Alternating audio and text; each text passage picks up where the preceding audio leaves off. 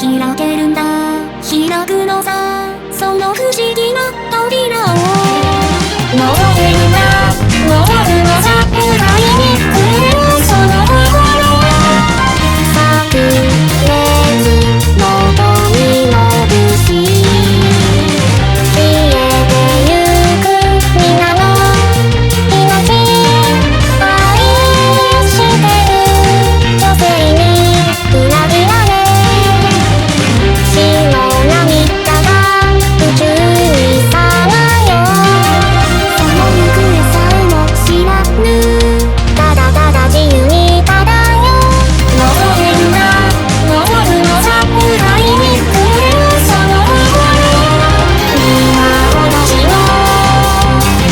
瞳のさ熱く燃える瞳のさ水の証瞳のさ敵を落とせ瞳のさ我らの瞳のさ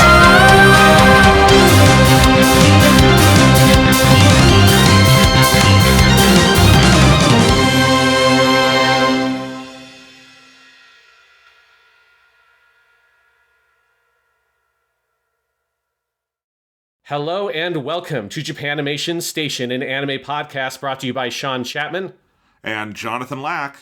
And we are here once again to peer into the delightfully deranged mind of Tomino Yoshiyuki with our Tomino-THON. And this week on the show, we are truly living up to the introduction because we are talking about something that is in some measure delightful and in many measures deranged. We are today talking about the Ideon movies. The Ideon A Contact, the compilation film of the TV show. And then the main course for today, the very rich, dense main course, is the Ideon Be Invoked, which is the proper conclusion to the Space Runaway Ideon story that the TV series was not able to do.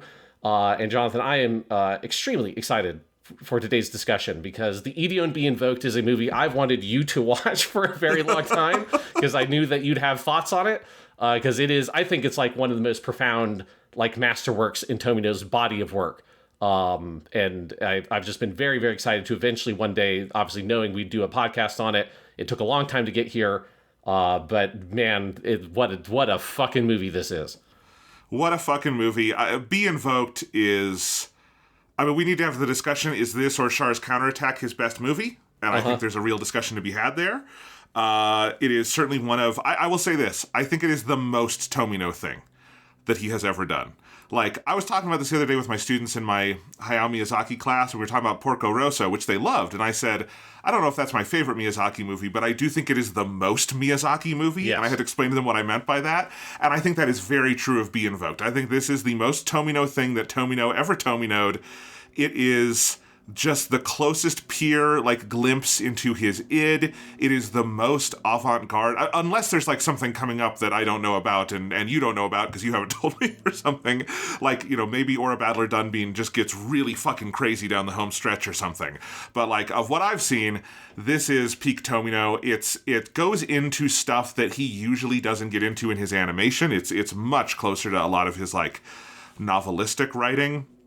And then it is on the level of production and animation and music. Oh my God, the music. It is as spectacular a thing as he or Sunrise ever put their name on. It is really a stupendous work. And, you know, one of, I think, the first and best anime films that you can say is just a pure, unadulterated auteur statement that is like straight from the heart and the mind. And in 1982, you know, we're still building up, you know, this is pre, like, Nausicaa of the Valley of the Wind. We don't have a lot of this kind of thing in film yet in anime. And so it's a wild thing to see. Oh, yeah. I absolutely agree with all of that it is one where you can see, I mean, one where, like, in the kind of course we're watching in his career, you see a lot of his kind of most intense kind of thematic fixations around things like children, mothers, that kind of stuff coming to the fore in this very intense way that he doesn't go this far in again until like Victory Gundam. But there's like, there's some of these like thematic things that are very, I think, essential to him, and like notions of gender and these kind of power structures, and the kind of intersection between technology and spirituality and like the self and all these different elements. The Ideon Be Invoked is like it feels like it's the culmination of a lot of his career up to this point, trying to arrive at what are these kind of essential themes that we think of as the Tomino themes. And it's that this is the thing, obviously along with the TV show, but Be Invoked is the most concentrated form of it, that you get that kind of gateway between, the 70s era Tomino, who is kind of building up his body of work and developing self as an artist and a director, and then 80s onward Tomino, where I think, like when you think about the difference between Mobile Suit Gundam and Mobile Suit Zeta Gundam, the difference between those two things is Ideon. Yes. I think Ideon Be Invoked is where you see that just come roaring to the forefront, as well as being, as you say, just one of the most remarkable productions and just visual productions of an animated film. It is just a lot of truly like elite animators at the top of their game in this period in the early 80s. All these people who have been working and making mecha animation for a decade at this point, through all the 70s, and a lot of people who are then going to go on to be legendary animators in their own right, on like different future projects, all kind of like concentrated here on this film. So it is truly just a kind of miraculous product, and one that, we almost never had, because if the TV show had not been canceled early, we would have had still, I'm sure, an incredible climax of the story through what would have been the original 4 episodes of the TV show. But I think there's no doubt that this is a better version of what that would have been by getting it in movie form, and such a lavish movie production that, it is that kind of silver lining of, it sucks that the show got canceled, but for the history of anime, it's actually way better that happened, because if that had not happened, we would not have gotten this. And goddamn, dude, the Ideon Be Invoked is just one of the best animated movies ever. It totally is. There's a good argument to be made that the two best things that ever happened to Tomino artistically are the cancellation of Mobile Suit Gundam and the cancellation of Space Runaway Ideon, because that forced a better ending on Gundam and then the movies, and on Ideon, this, incredible masterpiece. And when life hands you lemons, make Space Runaway Ideon Be Invoked. Yes. Well, no, you don't make Space Runaway Ideon Be Invoked. This is we got to be careful with our titles, because this one, very unobjectionably, there's no justification for calling this movie Space Runaway Ideon. Yes, actually, what was pissing me off is Letterboxd has that completely wrong. These two movies are there, but they're called Space Runaway Ideon. Contact, they took out the and then on Be Invoked, it's just Space Runaway Ideon Be Invoked, but they don't have Be Invoked title treatmented right. So It's all wrong. Fuck you, Letterboxd. Yes, because I do want to stress, of all the excellent things about the Ideon Be Invoked, one of them is it has maybe my favorite movie title ever. I think Be Invoked is the best movie subtitle of all time. Like, that's the thing that when people don't know what to subtitle their movie, they should just subtitle it Be Invoked.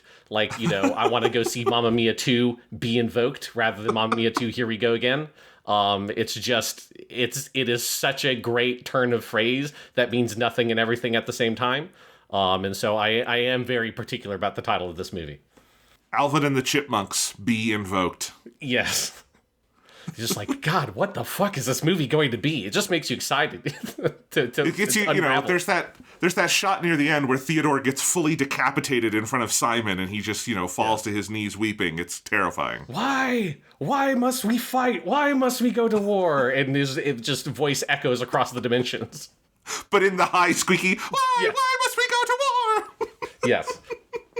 All right, we're already off on a weird tangent. Let's get into this. So I've got some history notes to go through. Not as much, obviously, as last time, because there's little, but I did find some fun little treats during my research I've got here. So to recap where we were at, as we discussed on last week's episode about the TV show for Space Runaway Ideon, that show was, of course, cut short from its originally planned 43 episodes to the ultimately 39 episodes, removing the last 4, which was a result of the poor commercial performance of the show, even though the show was successful at gaining a very dedicated cult fan base, a la Mobile Suit Gundam and some of the more kind of older demographic targeted merchandise. The kind of core young demographic merchandise failed. The ratings were not good, and so the show was canceled early. Following the airing of the final episode on January 30th, 1981, Tomino and the staff wanted to depict the originally planned ending for Ideon, designed for those final 4 episodes, and they pursued the option of creating a movie to do so.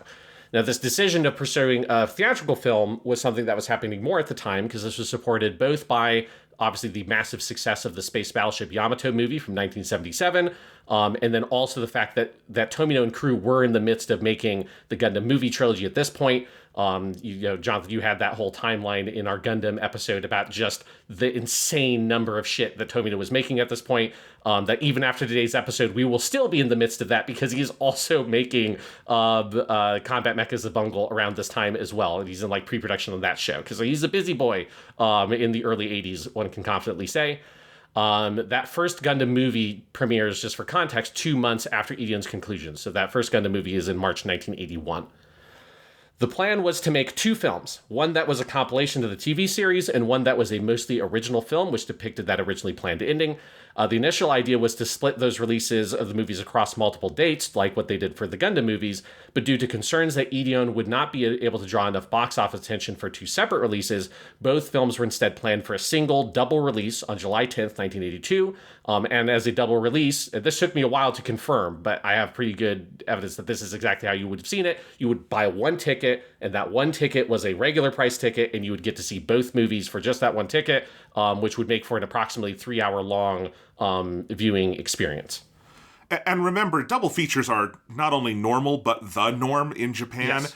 basically until the 21st century. It continues to be a pretty normal thing that you will have either 2 shorter films, up to 90 minutes together, or you might have a 2-hour movie that has maybe an anime short in front of it, or there'll be the Toei, manga matsuri kind of thing where they do their festival, and that's why the Dragon Ball films up through 2000 are all 45 minutes long, because you would have that and 2 other anime movies. Studio Ghibli does the My Neighbor Totoro Grave of the Fireflies thing in 1988, which was the exact same situation as this. And so, yeah, double features, pretty normal at that time, and this would have been a pretty wild one to go to the theater and watch. Yes. And of course, another important context when we're talking about a contact is it is important to remember that when we're talking about these compilation movies in this period, you were not able to just go watch the TV show whenever or however you wanted. And so that's one of the reasons why a compilation movie like this is necessary in a way that, you don't need to put a compilation movie of season 1 of Chainsaw Man in the movie theaters before the Reise's Arc movie, because people can watch season 1 of Chainsaw Man however they want. At the time, unless there were some reruns of Space Runaway Ideon somewhere that you were able to watch, you probably would not have seen that TV show for a year plus before going to the movie theater for this. So that's one of the things to keep in mind about these kinds of movies. And, we'll get into it later. There are many, many ways Hideaki Anno was inspired by this for the End of Evangelion. Yes. But it would also directly recreate this when End of Eva came out, because they did their Death and Rebirth thing that, recapped the show and previewed End of Eva, but then the actual release of End of Eva was a 3-hour presentation with the Death (true squared) thing that was the hour-long recap of the show, and then the End of Eva movie, and I forget what they called that, but it was basically this exact kind of thing, and that was in the late 90s. So again, this is a much more recent phenomenon in Japan than it would be in the US, where this kind of thing dies out in the 50s. Yeah. As we were mentioning earlier, though, one element that was changed for the movies is the title. So remember that the Japanese title, the proper title for Ideon, is Densetsu Kyojin Ideon. It's not Space Runaway Ideon, despite what the opening theme repeatedly tells you, and what the ending theme for A Contact also has the phrase Space Runaway in it about 50 times. But it's not actually the title of the show. But so for the movies, they removed the Densetsu Kyojin, meaning legendary god or legendary giant god or legendary giant, however you want to translate it, from both of the movies, and instead they are simply titled The Ideon, and then they have their 2 different subtitles, A Contact and Be Invoked, and a new logo was designed that I think is a very sick logo, and I love the logos for these movies. According to Tomino, the change to the title was made in order to place the emphasis on the Ide and pull it away from that notion of the legendary giant, which that legendary giant kind of prefix or epithet attaches it to the mecha genre in a very direct way, and he wanted to remove more of that robot anime feeling, because really, there is a lot of big mecha action, but at a certain point, I just don't even look at these movies as being mecha, because it's so wild and it's so divergent. You get some really great mecha animation, but just the core of what these movies are and what they're about is pretty far away from that kind of genre. So it makes sense to me that they went for this kind of spooky, ethereal title treatment of the Ideon, a contact, and the Ideon be invoked. I do have to say, yeah. I like the revised logo. It looks so eerily similar to the Where Are You, what's the Scooby-Doo logo, the original yes. Where Are You, Scooby-Doo, that it did make me laugh both times it comes up. And at the very end of Be Invoked, you have a The End in that title treatment, which is the only thing that kind of breaks the spell of those last 5 minutes, because it just does make me think of someone going, Zoink, Scoob! It is that kind of title treatment. I assumed that was what Tomino was going for. As we all know, he is a hardcore Scooby-phile. It's the thing we didn't talk about a lot on the first episode of this season, but we probably should have brought up that he's owns more Scooby-Doo memorabilia than anyone in Japan, I believe was the statistic. No, that's obviously all fake. Yes. I do think Tomino, should do a Scooby-Doo anime at one point. That in the penultimate episode, Scrappy-Doo drives a car into an enemy to kill them, and he dies. And then at the end, Shaggy is killed in front of Scooby, and Scooby's mind is broken. It'd be great. Yeah, it turns out that Scooby snacks are able to, turn emotions and feelings into power, and Scooby eats them and is able, and just, rams some villain through, but then loses his mind as a result, and he reverts to a puppy-like form in the psychology. All right. Back to the notes. The first movie was titled The Ideon, A Contact, or Sesshokuhin, is what the Japanese kanji say. But I think it's, keep in mind that title is just the title of the movie. So when you watch the movie, that is the A Contact subtitle is not added in later for an English release. That is just the original Japanese version says The Ideon, A Contact, and then in the corner they have the kanji for Sesshokuhin. Sesshokuhin, literally meaning a contact chapter or contact, something like that. So it's a pretty literal translation. This film is a compilation that spans material from episodes 1 to 37 of the TV show, with obviously many changes, adjustments, and new cuts inserted in. At the time, Tomino was quoted from a thing from 1982, so literally at the time, he had a characteristically harsh self-assessment where he labeled the film as a failure because he, quote, didn't have the show or the continuation part of the Kisho Tenketsu story structure. However, in the most classic Tomino thing ever, in a screening for the movies in 2019, Tomino said that, quote, I had no idea it was such a great movie. So I just think it's important that you never take Tomino at face value when he says things in interviews, because he is anything but consistent, and he is constantly trolling people. But you got to give the man credit for just, in 1982, making a public statement saying, yeah, that movie's a failure because we didn't get the story structure right. Which, to be fair, it's a fucking compilation movie of the TV show. I think it's fine. Yeah, do you want to talk about this film here, or wait a little bit? Let's wait later. Let's get through the rest of the notes here. Yeah. But it is a funny. I just love Tomino interviews. It's just crazy. Yes. So then we have that movie. Then, of course, the second movie, which again, they all just came out at the exact same time, was titled The Ideon Be Invoked, Hatsudo-hen. Hatsudo. This is where, I think invoke or invocation is a strange translation of Hatsudo. Hatsudo is an eruption or emergence or something like that, but invoke is such a cool fucking word that I like that they use that. And I think if you are doing English subtitles for the movie and you do not translate the word Hatsudo as invoke or invocation whenever it pops up, I think you failed as a translator. You got it. It's in the subtitle of the movie. You got to use it. It's their translation for that word. And outside of the opening credits and the first 10 minutes or so, it is entirely new animation. This animation was handled almost entirely by character designer and animation director Koga Tominori and the team of animators at his studio, Studio Bibo, which existed from 1979 to 1989. So this was an animation studio that he basically ran. By all accounts, Koga personally did a huge amount of the key animation for the film, but there are, of course, lots of contributions from many of the younger animators at Studio Bibo that would go on to become legendary animators in their own right, with none more famous than Itano Ichiro. This is someone I meant to bring up last episode, but didn't, so let's talk about him now. Mecha fans may know Itano for his namesake, which is the Itano Circus, which is an animation style most closely associated with action and Macross, because that's where it became particularly famous.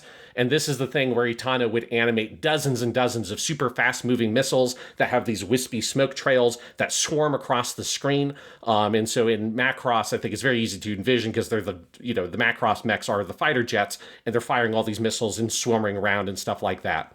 And it's a very particular, very clear animation style that Itano kind of refined for himself in terms of the action. Itano worked on both the Ideon show and the movie Be Invoked, and one of the earliest iterations of the Itano circus is in episode 29 of Ideon. This is the one where the Sword of Light is used for the first time, but there are these really small little mechs that the Buff Clan use, and they're firing all these missiles, and you can see that style there. But Itano's signature style can be recognized all over the battle sequences of Be Invoked, which are very intense, very chaotic. And I think it's like you can kind of tell what his cuts are just by eye if you've seen enough of his stuff, because it's very, very distinctive. And so he is one of the many animators that did incredible work on this movie, but it's a name that particularly jumps out if you look at the credits. Studio Bibo's work on the film contributed to the immaculate presentation of the animation, but also there are many cutting-edge photography techniques and effects that can be observed, such as the transparent ghost-like figures with the shining lights behind them, or some of the very dramatic cuts that use intense lighting as characters die in the climax. Like this movie, I think, is the best example of, I think it's called underlighting, but the technique of where you use actual lights that you project from underneath the film when you're doing the photography stage, and so you get real like a glare, you get real lens flares. This doesn't use lens flares all that much, but you get actual photographic light and use photographic light effects. And this movie just has some of the most complicated usage of that I've ever seen, with strobing lights and stuff like that just create the really insane, like giant particle lasers and stuff like that. It's one of the things that gives it a very distinctive look, is it's just such an exemplary usage of those kinds of techniques. Despite Ideon's reputation as a commercial failure, the movies, if you look back at the numbers, are actually a reasonable success, though they're a far cry from the insane runaway success that was Mobile Suit Gundam 3 Encounters in Space. That got 1.29 billion yen. It was one of the highest grossing movies of that year, and it released several months earlier in March, so they both came out the same year. The movies, I don't know how you refer to it for the Ideon, we'll talk about that in a second, but these movies grossed approximately 700 million yen, collectively, because it's just one ticket. For reference, this is about what Nausicaa the Valley of the Wind would gross 2 years later in 1984. Can I ask? Yeah. The one thing I've noticed, I've been doing a bunch of box office research recently for one of my classes, and Japan in this period did report two different box office numbers the way Hollywood used to. They had both basically the rentals and the grosses. And I'm just not sure which one we're going off of here, because like if you go off the overall gross, Nausicaa is about 1.5 billion yen. So are you looking basically at just the rentals here? Yes. Okay. Which I don't know how to break that down. And again, like, I don't know how you break down these numbers for the 700 million, which this is, I could only find one source for it, which sources it from a magazine of the time period, because they're not like, this is not very easily accessible information, at least online. But whatever that source was using is where that 700 million yen that they are using for Nausicaa, I believe that would then be the same number, same relative number for Ideon, because that's all come from the same chart. So yeah, I've seen it, like I had to untangle this a bunch when I was looking stuff up, because I saw a bunch of like different sources mixing these up in weird ways, and if you don't know what you're looking at, it can be confusing. This is true of old Hollywood as well. Yes. But yeah, regardless, they're somewhere in the, ballpark, however you're calculating these numbers. That's interesting. And again, we'll talk about this in a second, but how you unravel what you consider the gross of these movies, I think, is like a weird concept, because they are technically two films. There are plenty of anime movies, to be clear, that are making a lot more money at this time. So again, from that same chart in the same year, it registers the Dr. Slump movie of 1982 as getting 1 billion yen, the Doraemon movie in 1982, 1.2 billion yen, right? So there are lots of anime movies that are making more, but there are anime movies like Space Adventure Cobra, the movie, which is a Dezaki Osamu movie, that same year made 400 million yen. And then that's all, again, from the same chart. So whatever number they're using is the same relative number. It also outgrossed, this is just a very petty but abusive comment that I noticed, because it was on that chart, because it was animated movies from 1982. There was the pitiful 200 million yen grossed by a special Disney double feature showing of Cinderella and Lady and the Tramp. Now, why exactly they are doing a double feature of two 1950s Disney movie, Cinderella and Lady the Tramp, in 1982. I don't know. I didn't this go was that very far common. This was completely common. Disney did re-releases all through the 90s of everything, and in the 80s, Disney had very few new movies. Like, they only made a couple of movies in the 80s. So the 80s in America also are full. They did tons of these re-releases. I think Cinderella and Lady and the Tramp is a slightly weird one because those movies. Yes. Cinderella is a classical 4x3. Lady and the Tramp, if they were using this version, is the like big CinemaScope version. This one might have they just have used the cropped version of Lady and the Tramp, but they're kind of funny to put together. But as you point out here, Sean, this is well, you tell it. I don't want to take this away from you. It's wonderful. Yeah, well, the main reason I pulled this is just because when I was looking at the chart, I saw a thing that said Cinderella Wan Monogatari, and I'm like, what the fuck is that? And then I looked in deeper and realized, oh, it's Cinderella and Lady and the Tramp, because Lady and the Tramp in Japanese is called Wan Monogatari, which is just an incredible title. If you know Japanese, Wan is basically like woof in Japanese, so it's like woof woof tale is basically what the name of that movie is, and it's fucking great. And I love it. I love That's like the title treatment of, like, you know, Yasujiro Ozu's Tokyo Story, Tokyo Monogatari, or so. And I just love the idea that you could put on the shelf next to each other Tokyo Monogatari and Wan Monogatari. I'd actually heard about this before. I had been under the mistaken impression 101 Dalmatians had that title, and I was wrong.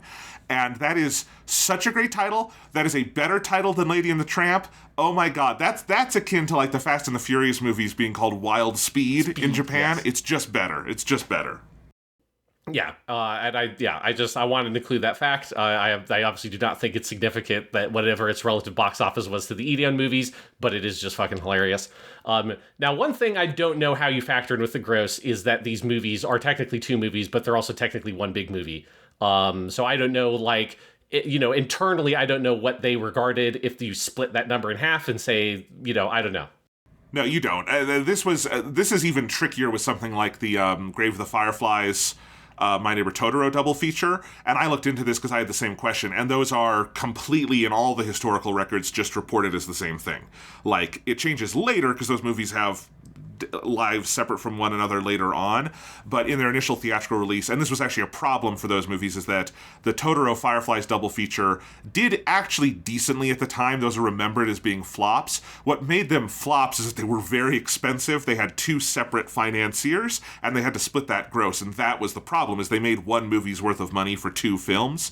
With this, I don't think it would have been a problem, because one of these movies is a compilation with some new animation, but also these are the same production committee. It's the money is going to the same place, and these movies have never really meaningfully been released separately, so I don't think there's any like problem just aggregating it.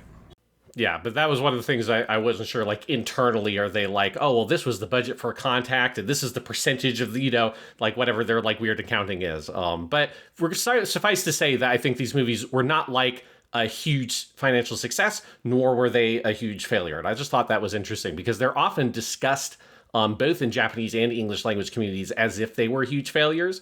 And part of that's where the source I have came from, was someone trying to research that question, got some of these old 1980s anime magazines and found the numbers. It was like, why does everyone talk about it this way? Because relatively speaking, they're totally fine financially.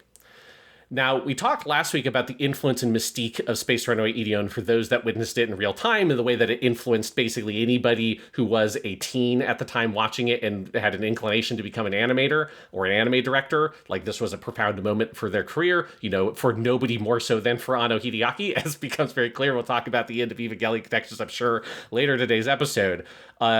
But the aspect of Ideon that leaves its biggest mark is no doubt Be Invoked. Like, Be Invoked, the movie, is the thing that when people talk about Ideon, it is mainly they're talking about that movie in terms of their influence. And part of that is because Be Invoked does arrive hot on the heels of the Gundam films and the declaration of a new anime era, and it's wrapped up in the zeitgeist of that moment. And I found a very interesting quote that this was pulled in from that Fujitsu Ryota book that I've pulled some stuff from. But he is pulling it's funny because it's a quote from him, who's an anime magazine editor and writer, quoting an anime magazine editor and writer who will be quoting yet another anime magazine editor and writer. So it's a little bit of a Matryoshka doll of anime magazine writers quoting each other. But he quotes Saito Yoshikazu as saying, quote, "In Yuki Masami's book, Ideon Minor Note," which is a book about the production of the movie, "there's a scene which captures the passion of the Sunrise staff and anime fans at the time. At an early screening for the movie, someone from Sunrise stepped up and said, and this is an amazing quote, "The Ideon film, which we will show you today, is, at this point, the greatest film in the history of the world." In truth, I wrote the Roman album for Ideon, so I was there, and I heard him say it. Without a doubt, the feeling of exaltation at that time and that place was the real deal. They looked on ahead with eyes that knew no fears, eyes which didn't doubt for a moment that the path they stared down would eventually reach the very top. Now that I think back on it, that must have been the adolescence of anime. Okay, so greatest film in the history of the world, debatable, bigger stretch. I was thinking about this, Sean, though. 1982. Is this the best anime film made up to that date? I think that's like a legitimate, you could make that argument. I think there are other contenders. I think there's like from the Toei era, there's Horus, Prince of the Sun.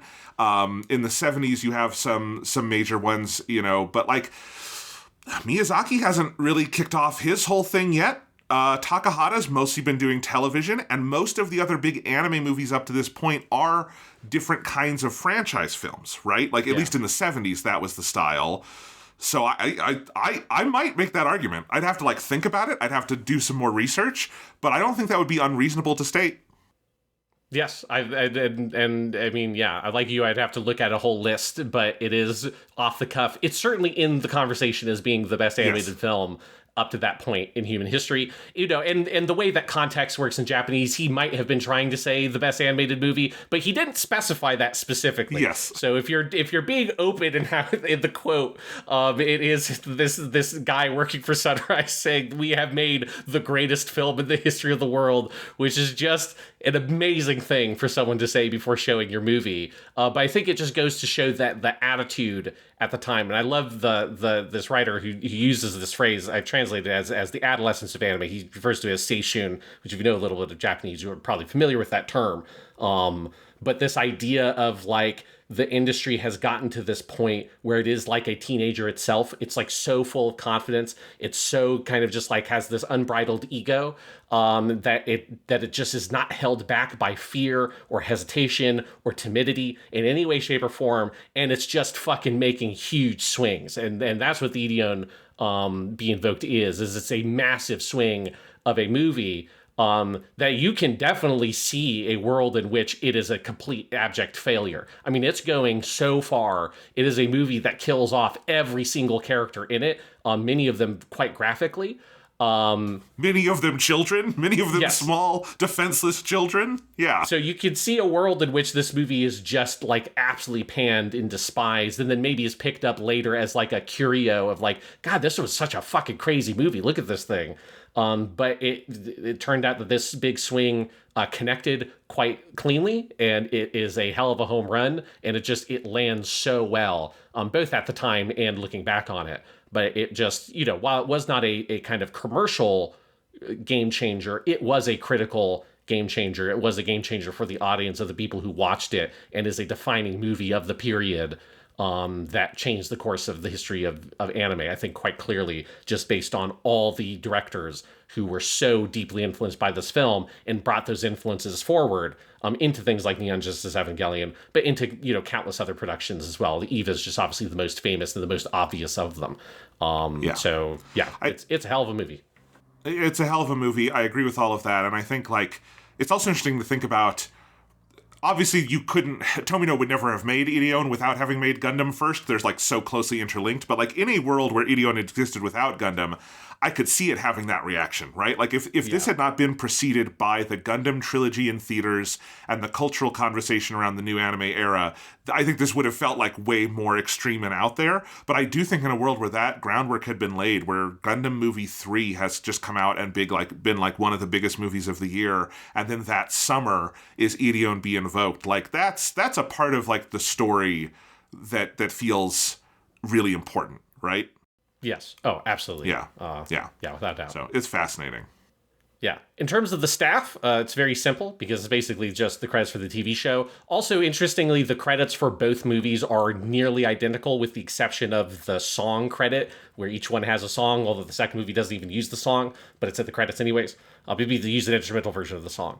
But one interesting thing about the credits is you do have Tomino is given a So Kantoku, or chief director credit. So his name is Chief Director Tomino Yoshiyuki. We have, of course, talked about this type of credit before. You had a similar thing, for instance, on like Mobile Suit Gundam Unicorn and the Cougars Doan's Island movie, where that's what Yoshikazu Yasuhiko had, was this quote-unquote chief director.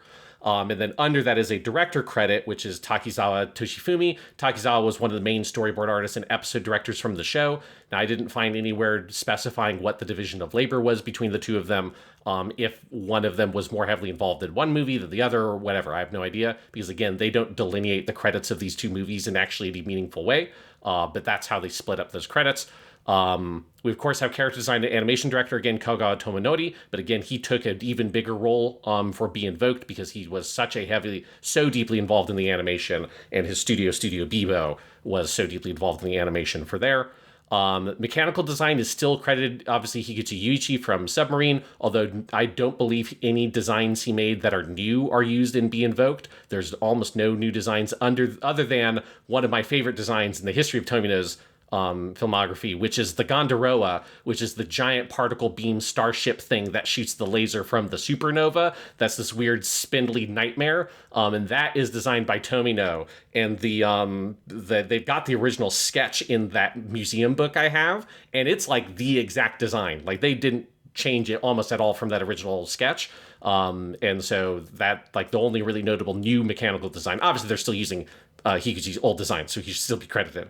But in terms of the new design, that's really by Tomino. And, bonus points, if you remember, that Gondoroa is the original name that they were going to give Ideon, the robot. Yes. So they reused that name for the thing that kills the Ideon, which I think is an interesting choice. I think it's a good choice to have it be this complete opposite ugly nightmare thing. Like, the term Gondoroa sounds like they say it early in the movie, and you're like, oh, what's that going to be? And then it lives up to that. It's, what if the Death Star was a Lovecraft monster? It's perfect. Yes. It makes you wonder if the people working on the Transformers movie were big fans of this, because it's so like... They had to be. Yeah, it's like if Unicron was from the Hellraiser universe, like it's just so fucking like this horrifying version of Unicron. It's great. Yes. Art director is once again Nakamoto Mitsuki, as from the original show. Screenplay is credited to almost all of the writers from the show. There's one or two writers that weren't in the screenplay credits for the movie, but it's Yamaoda Hiroyasu, Matsuzaki Kenichi, Tomita Sugihiro, and Watanabe Yuji, so they're all credited for screenplay on both. Obviously for the first one, because their original screenplays are being used for that compilation. I don't know how much they did for Be Invoked, because again, their credits are just shared across the two movies. But you could tell that Tomino wrote a lot of the dialogue in Be Invoked. You don't need a credit on the screen to tell you that some of that dialogue is written directed by Tomino. Yeah, I mean, also this was made out of the 4 episodes that they had written and partially storyboarded, but didn't get to make. So this probably just, they wrote those 4 scripts. And I can imagine the scripts probably didn't honestly change much for the movie, because a lot of the stuff that I would imagine wasn't in the TV version is much more in the realm of storyboarding and staging and visuals and stuff, right? Like, clearly all of the characters were going to die. Were they going to die as graphically on TV as they do in the movie? Probably not. But there you go. Yeah, were there going to be as many, penises in the TV show as there are in the movie at the end with the naked space ghosts? Who knows? Maybe. Japanese TV, they could have potentially done it. American TV, never. Never, no. We do have a lot of great naked space ghosts at the end. Yes. And then, of course, music is, once again, Sugiyama Koichi, who did a whole new soundtrack for Be Invoked, and did lots of new music for A Contact as well, though A Contact does reuse more old music. But Jonathan, you added a lot of notes here into the note document, so I'm going to assume you have a lot to say. It's just, I mean, we can talk about it here, we can talk about it later. I think the score for Be Invoked is full-on, flat-out one of the greatest scores ever composed for a motion picture. Like, it sounds like one of the classical music compilation scores that Terrence Malick would put together for his movies, like particularly The Tree of Life is the one I would point to. But in this case, it's actual fully original music bespoke to the film. I've never seen or heard anything quite like this. Like, yes, okay, Sugiyama, his politics sucked, granted. Not relevant to this discussion necessarily, because god fucking damn, nobody else alive in 1982 could have written this score. I'm not sure any, film, TV, or video game composer of, this era into, today was or has been so good at writing new music that sounds like it could be hundreds or thousands of years old, like stuff composed for like grand cathedrals and stuff. The final piece in Be Invoked is called Cantata Orbis. And I think if you played that for someone and said, like, this is from the Gregorian era or something, like, just like this is like a church composition from a different time and place, I think they would believe you. It is so, I mean, partially because the lyrics are chanting the word Messiah through half of that. Like, It sounds like it could be playing in a big Catholic church or something. Like, it's fucking wild. This score blew my mind. Oh, yeah. I mean, it's absolutely incredible. And it's so, like, especially the last 30 minutes or so of the movie where it's just such an aesthetic of like pure aesthetic experience where everything is coming together. The fabric of the reality of the movie is starting to fall apart. The music is so powerfully intertwined with that. It reuses and reorchestrates, is probably the better word to use, various themes from the show and like new instrumental versions of the opening theme and ending theme from the TV show that are so powerful, and how they reorchestrate those themes and pull on that nostalgia and memory you have of the TV show. Yeah, like I'm absolutely with you. It is an incredible soundtrack. Yeah. And I was listening to I found the soundtrack. I was listening to it last night. It's so good. In the like liner notes for that soundtrack, Sugiyama did compose the whole thing. He had 2 arrangers on those other tracks, Akano Tachio and Koduko Reijiro. Those 2 arranged most of the tracks on the soundtrack, but I will note that Sugiyama, he personally arranged 3 tracks in the film, one of which is that track, the Cantata Orbis, which might now be on like my personal Mount Rushmore of movie score tracks now. It's just one of the most incredible things ever. And it's a point where Tomino just fully gives the movie over to Sugiyama. Like, that's the soundtrack of those last 5 minutes is just Sugiyama. And I do wonder how much, like, I do think, honestly, the biggest difference between what this would have been on TV and what it is in film, like, there's the animation and everything, yes, it's obviously there's a much bigger level to it, but I do think, like, just experientially, this music would not have been there on TV, because that's not how TV scores work. The score was already written. And I think, like, the valence of all of this, like, the tone of it would be so different if Sugiyama hadn't gotten to come in and do a fully new score for Be Invoked. Like, and I think the tonal tightrope that this movie is walking is so tight that having Sugiyama be able to do that and also do it on a much bigger scale, like this is clearly a fully orchestrated, like, concert scale soundtrack, which is still pretty rare in anime in 1982. And I think that's part of what makes the movie so, so great. Yes, absolutely. Also with music, we do have 2 new songs, so only one of them is used, which is amusing. So for A Contact, we have an ending theme, Sailing Fly, which is composed by Sugiyama Koichi, performed by Mizuhara Akiko, with lyrics by Tomino Yoshiyuki. I did translate some of the lyrics, but they're not so good that I don't think we need to do a whole reading of the lyrics. I do like that they just throw the phrase Space Runaway over and over in the middle, which is very fun. And it's not like an incredible song, but it's a very fun song. The better of the 2 songs is unfortunately the one that's not used, even if I think for the end movie, it's better that they didn't try to shove the song in somewhere. Because clearly, the way the movie ends does not have place for a full lyrical song. It just would not have made sense. But it's called the image song for Be Invoked, which is Umi ni Yo ni, or Into the Sea, the Sun is how I would translate that. Once again, composed by Sugiyama Koichi, performed again by the singer Mizuhara Akiko, with lyrics by Tomino Yoshiyuki. And so the song was fully produced. It is credited in the film. And obviously it was sold. So if you bought like a single that had Sailing Fly and Umi ni Yo ni in it, it's also on the soundtrack album. It's the last track that would have been on the vinyl for that. Yeah. But it went ultimately unused in the final cut, outside of an instrumental version that plays in sections of the ending, which you can really tell because there is this really striking part of the song that has this very intense, jarring musical sting on the string section that when that plays, like, it really grabs your attention. So it's very distinctive. Again, it's makes sense that they didn't find a spot for it, but it is a shame because I think it's a really great song. It's very unnerving. I think it like fits so well in the world of Ideon. It just didn't fit anywhere, I think, in the final cut of the film, and instead they used Sugiyama's music, like instrumental music throughout the ending. Yes, and I think it was the right call. Like, I love the song. Like, if you haven't heard it, Yeah. you should absolutely go look it up and listen to it. But I also I think the ending they choose, which is that all the credits are played at the beginning of the movie, and so the film simply gets to end on its final image. If you were in a movie theater, the screen would go black and then they would just raise the lights and you would leave. Like, that's amazing. And that is one of the things that End of Evangelion would steal, and it's another striking part of that movie, because if you remember, End of Eva plays its credits in between the two halves of the movie, and so that ends with the scene with Shinji on the beach strangling Asuka, and she says, "You're disgusting," and then that's it, right? And the movie ends. And I think Anno clearly got that from here, and for good reason, because it is a really good way to end your movie. But I think even more so for Ideon, it would be weird having the ending this movie has, where humanity as an idea effectively ceases to exist, and then do like an end credits song where a lady is singing to you in Japanese. I think that would like miss the point of a movie where we end with humanity and individuality ceasing to exist, right? Oh yes, no, absolutely. Like it just, there's nowhere in the final cut to really put that song. Like the closest place that you could have done it would be during the opening credits, but there's also a lot of dialogue in the opening credits that this would run interference with. And so there's just no, like, the movie is so stuffed, there's just nowhere to put a long 3-minute instrumental song or a lyrical song in. So yeah.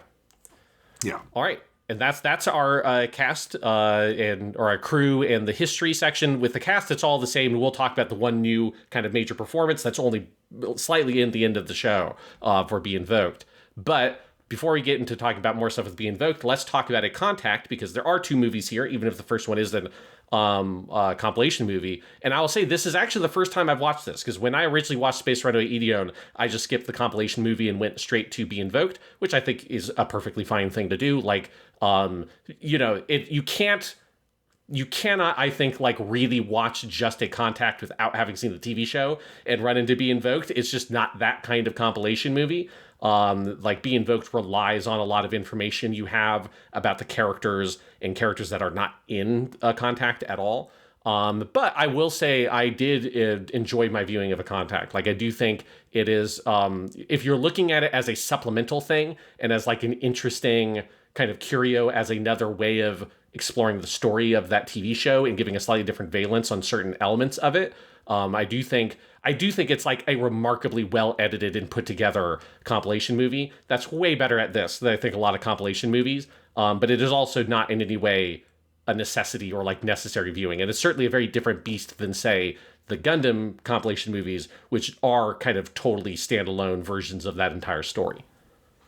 Yeah, I agree. It is definitely formally quite good. Like, there are two kinds of compilation movies, Sean. There are ones not made by Tomino Yoshiyuki, and then there are the ones made by Tomino Yoshiyuki. And I do think even his worst version of this is just on a different level than anyone else's best version, because he, as an editor, it's not just that he's so good at editing, he is also much more willing to be bold and creative with how he strings things together, and just like recapitulate footage in a way it was never intended to be used, in a way that redoes the story. And like, so all of that, it's very formally accomplished. But like, I do think of the compilation films I've seen from Tomino, this is the one that I think works the least for me, because I think trying to do 37 episodes of plot in 80 minutes is just too big. And I think my problem with the movie is that it focuses really heavily on plot, and I think sacrifices most of the character and texture of Ideon. Like, you don't get the game Ideon is playing with you in the show being a mecha anime that gradually reveals itself to be something else. And a lot of the things that matter in Ideon happen off screen and we just get told verbally. So like, there's no scene that introduces Bess into the movie. There's no scene that introduces Cheryl. They just show up. And there's no scene of Bess and Carla meeting. There's no scene of them falling in love. We're just told by a different character about halfway through the movie that these two are falling in love, and we've never seen them interact.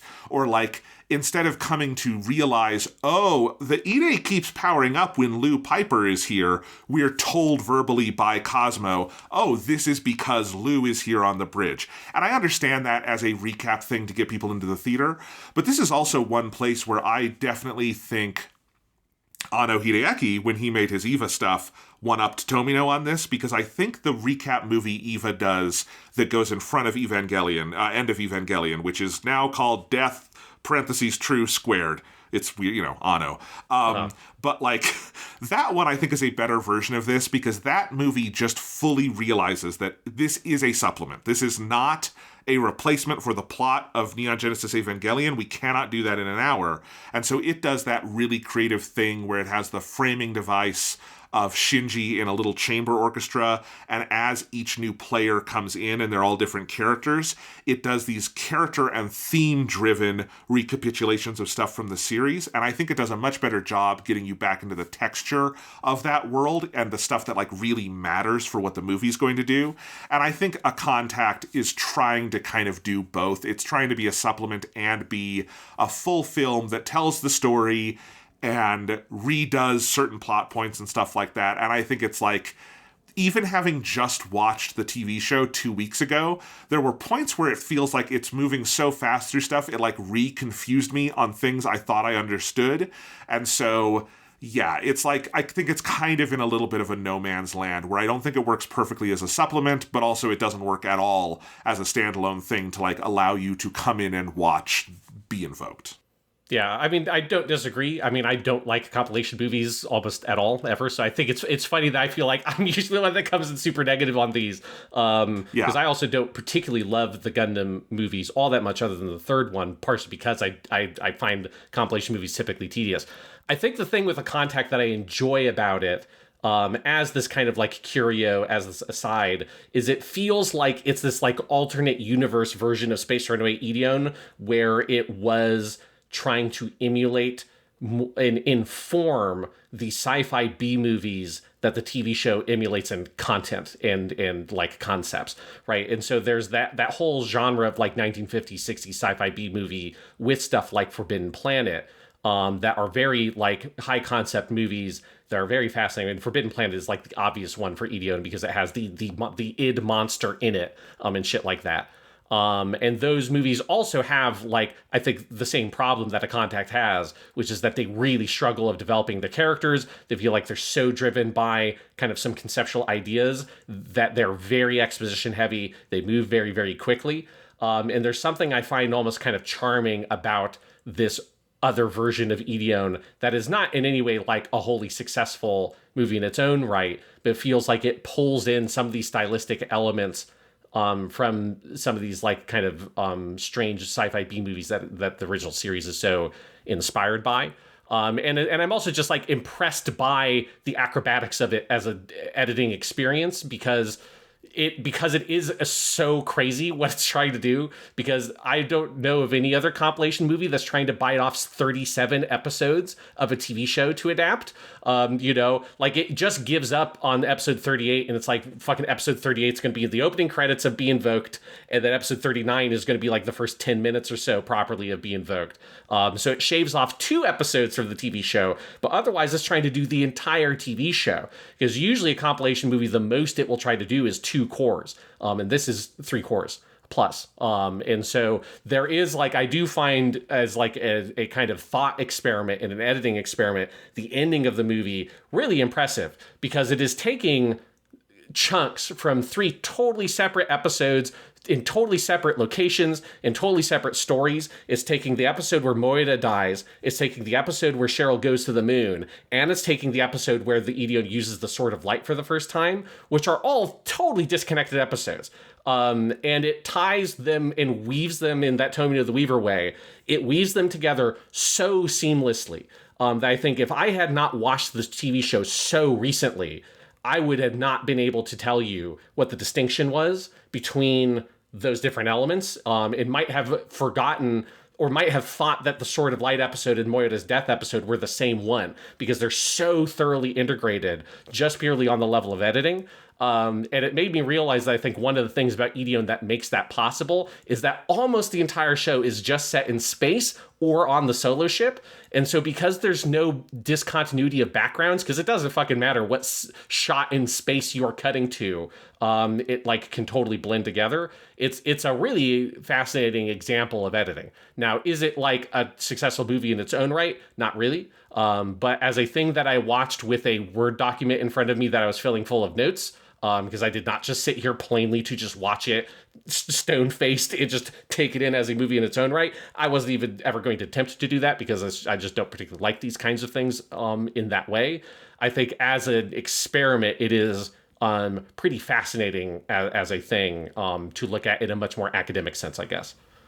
No, totally, and that is the reason to watch it. It is a really impressive, production on that level, and it's got tons of new animation in it. Like, it's definitely got a lot of revised footage, new animation. It's very obvious when the new animation is there because not just is it of a higher quality, but also it's fairly clear to me they shot these on different film stocks. I don't know exactly what, but they clearly and you can see this throughout Be Invoked, and you can also see it in A Contact. The stuff made specifically for the movie is clearly shot on either they went from 16 to 35 millimeter, or it is a even slower, nicer 35 millimeter stock that has less grain in it. And so the animation just comes to the forefront more. Also, the cells they're using are much, much cleaner. Sunrise in Gundam and all their TV shows uses pretty dirty cells that means they're reusing them and washing them off and all of that. And for movies, you typically would use nice brand new cells that are a little more expensive. And you see that here. It's right away when the Ideon wakes up at the beginning of the movie, that's all redone. And you can tell because there's a level of detail on the robot that was not in the TV show. And there's stuff like that.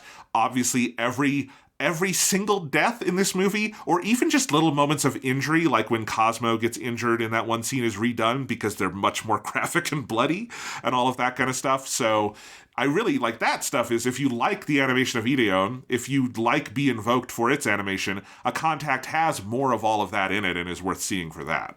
Yes, and it has, I put it in my notes because when this face came up, I'm like, I can see into the mind of Tomino Yoshiyuki. Yes. Here we go. I'm really peering directly to his mind, where there's a shot of Haruo looking straight into camera with this very disgusted face as when she learns about Karada and Bess's relationship. And I was like, you could, not to, get gross about it or anything, but Tomino is clearly a if you're putting people on a spectrum of sexuality, he's a masochist, I think it's just very obvious. No man who does not have some kind of fetish about being dominated would be able to create Haman Karn. Haman Karn is a character created by a person who wants to be dominated by a powerful woman. That's just the reality of the world we live in. No judgment on that. It's just the way he is. And when he talks about, the most obvious place where you can tell that he's a masochist is in watching Daitarn 3 and him being like, I had no idea what to do with this beauty character because I don't know, I'm just not sexually aroused by blondes with big boobs bouncing around. It's but this weird goth, pale, red-haired chick who sits on a throne and looks down at me and fucking steps on me. Now that is the character that he fell head over heels in love with, which was Kotosu, that he then just had Kogawa remake as Haruo in many ways in terms of design. And so there's this very loving cut of Haruo staring directly into camera with this totally disgusted face. And I was like, this is such the most Haruo facial expression I've ever seen. And I just immediately went to Google, typed in Haruo Ajiba, and the 6th Google search image result, the 6th one was the cell from The Contact of that shot. It's the exact shot I was thinking of, and my mind was blown. I'm like, I totally called it. It is a shot drawn by a man who wants to be dominated by a woman. It's just, you can feel it in your bones.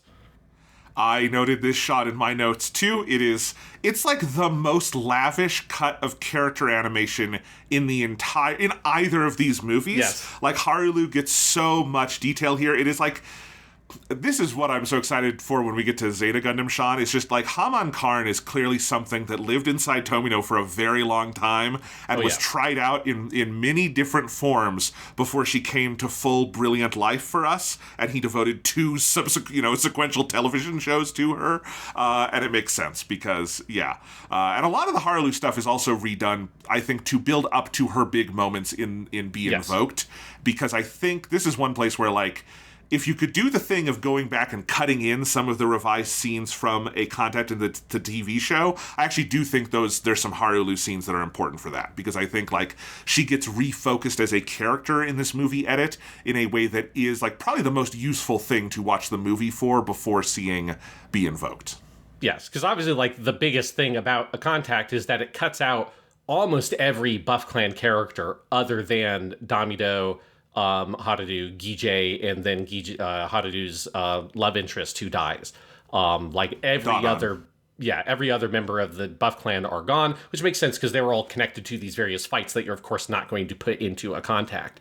But the end result of that is that Harudu becomes like the primary antagonist and a huge focal point in the movie. And her relationship with Karada in particular just rises to the top in terms of the drama. And it's kind of the dramatic crux of that film.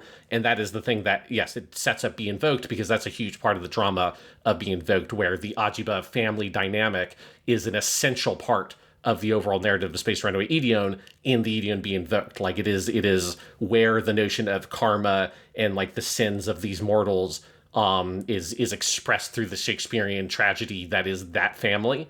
And so giving a little bit more light to it by condensing it into that single film is definitely the thing that is most useful about it. And I imagine was probably, like, the main objective in many ways of, like, how they wanted to reframe that movie to lead into Be Invoked. Because, again, I think the expectation is that anyone going to see the Ideon movie will have at least enough knowledge of the TV show that they don't have to see the Kitty Kitten storyline done again in that recap movie, because you know who Kitty Kitten is, and like those kinds of things are like, we can leave that for the audience. We'll hopefully know that, but let's take this kind of core essential element and really shine a light on that, and that's really what that movie does.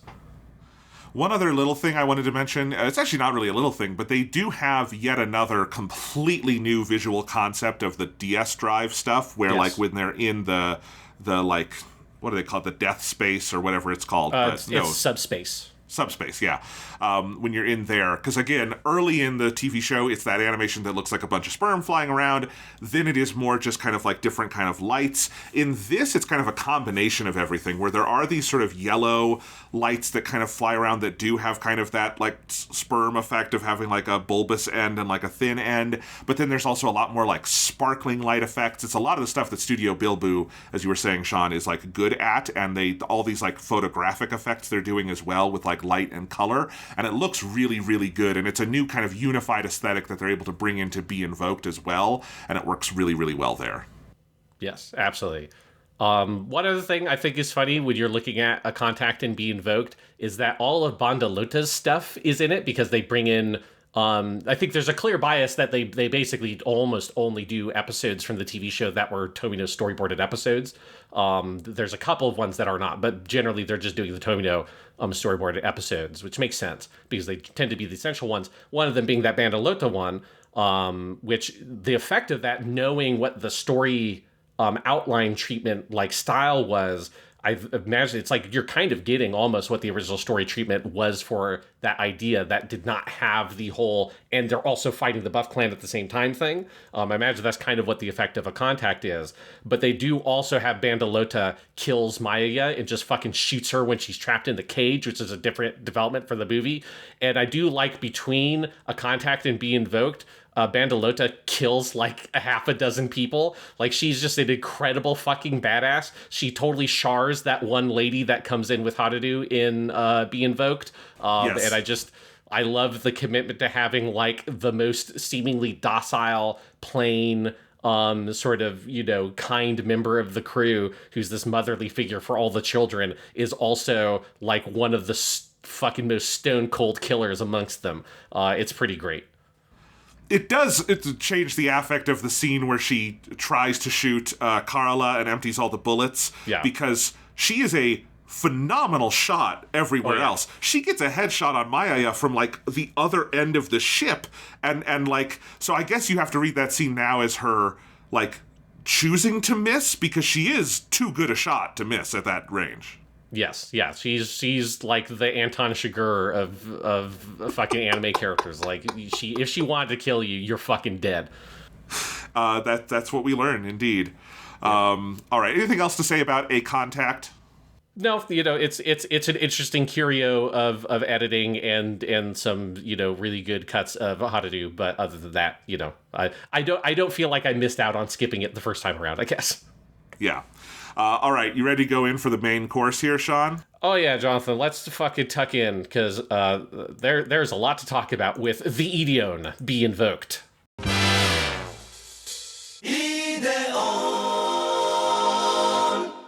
Thanks for listening to Japanimation Station. If you're enjoying the show, please remember to like and subscribe, leave a review on Apple Podcasts or Spotify, and tell your friends. You can also find us over at the Purely Academic Podcast, our potentially educational variety show where we talk video games, movies, TV, and more every month. And you can read my movie reviews and follow everything we release together on the Fade to Lack Substack at www.jonathanlack.com. And now, back to the show.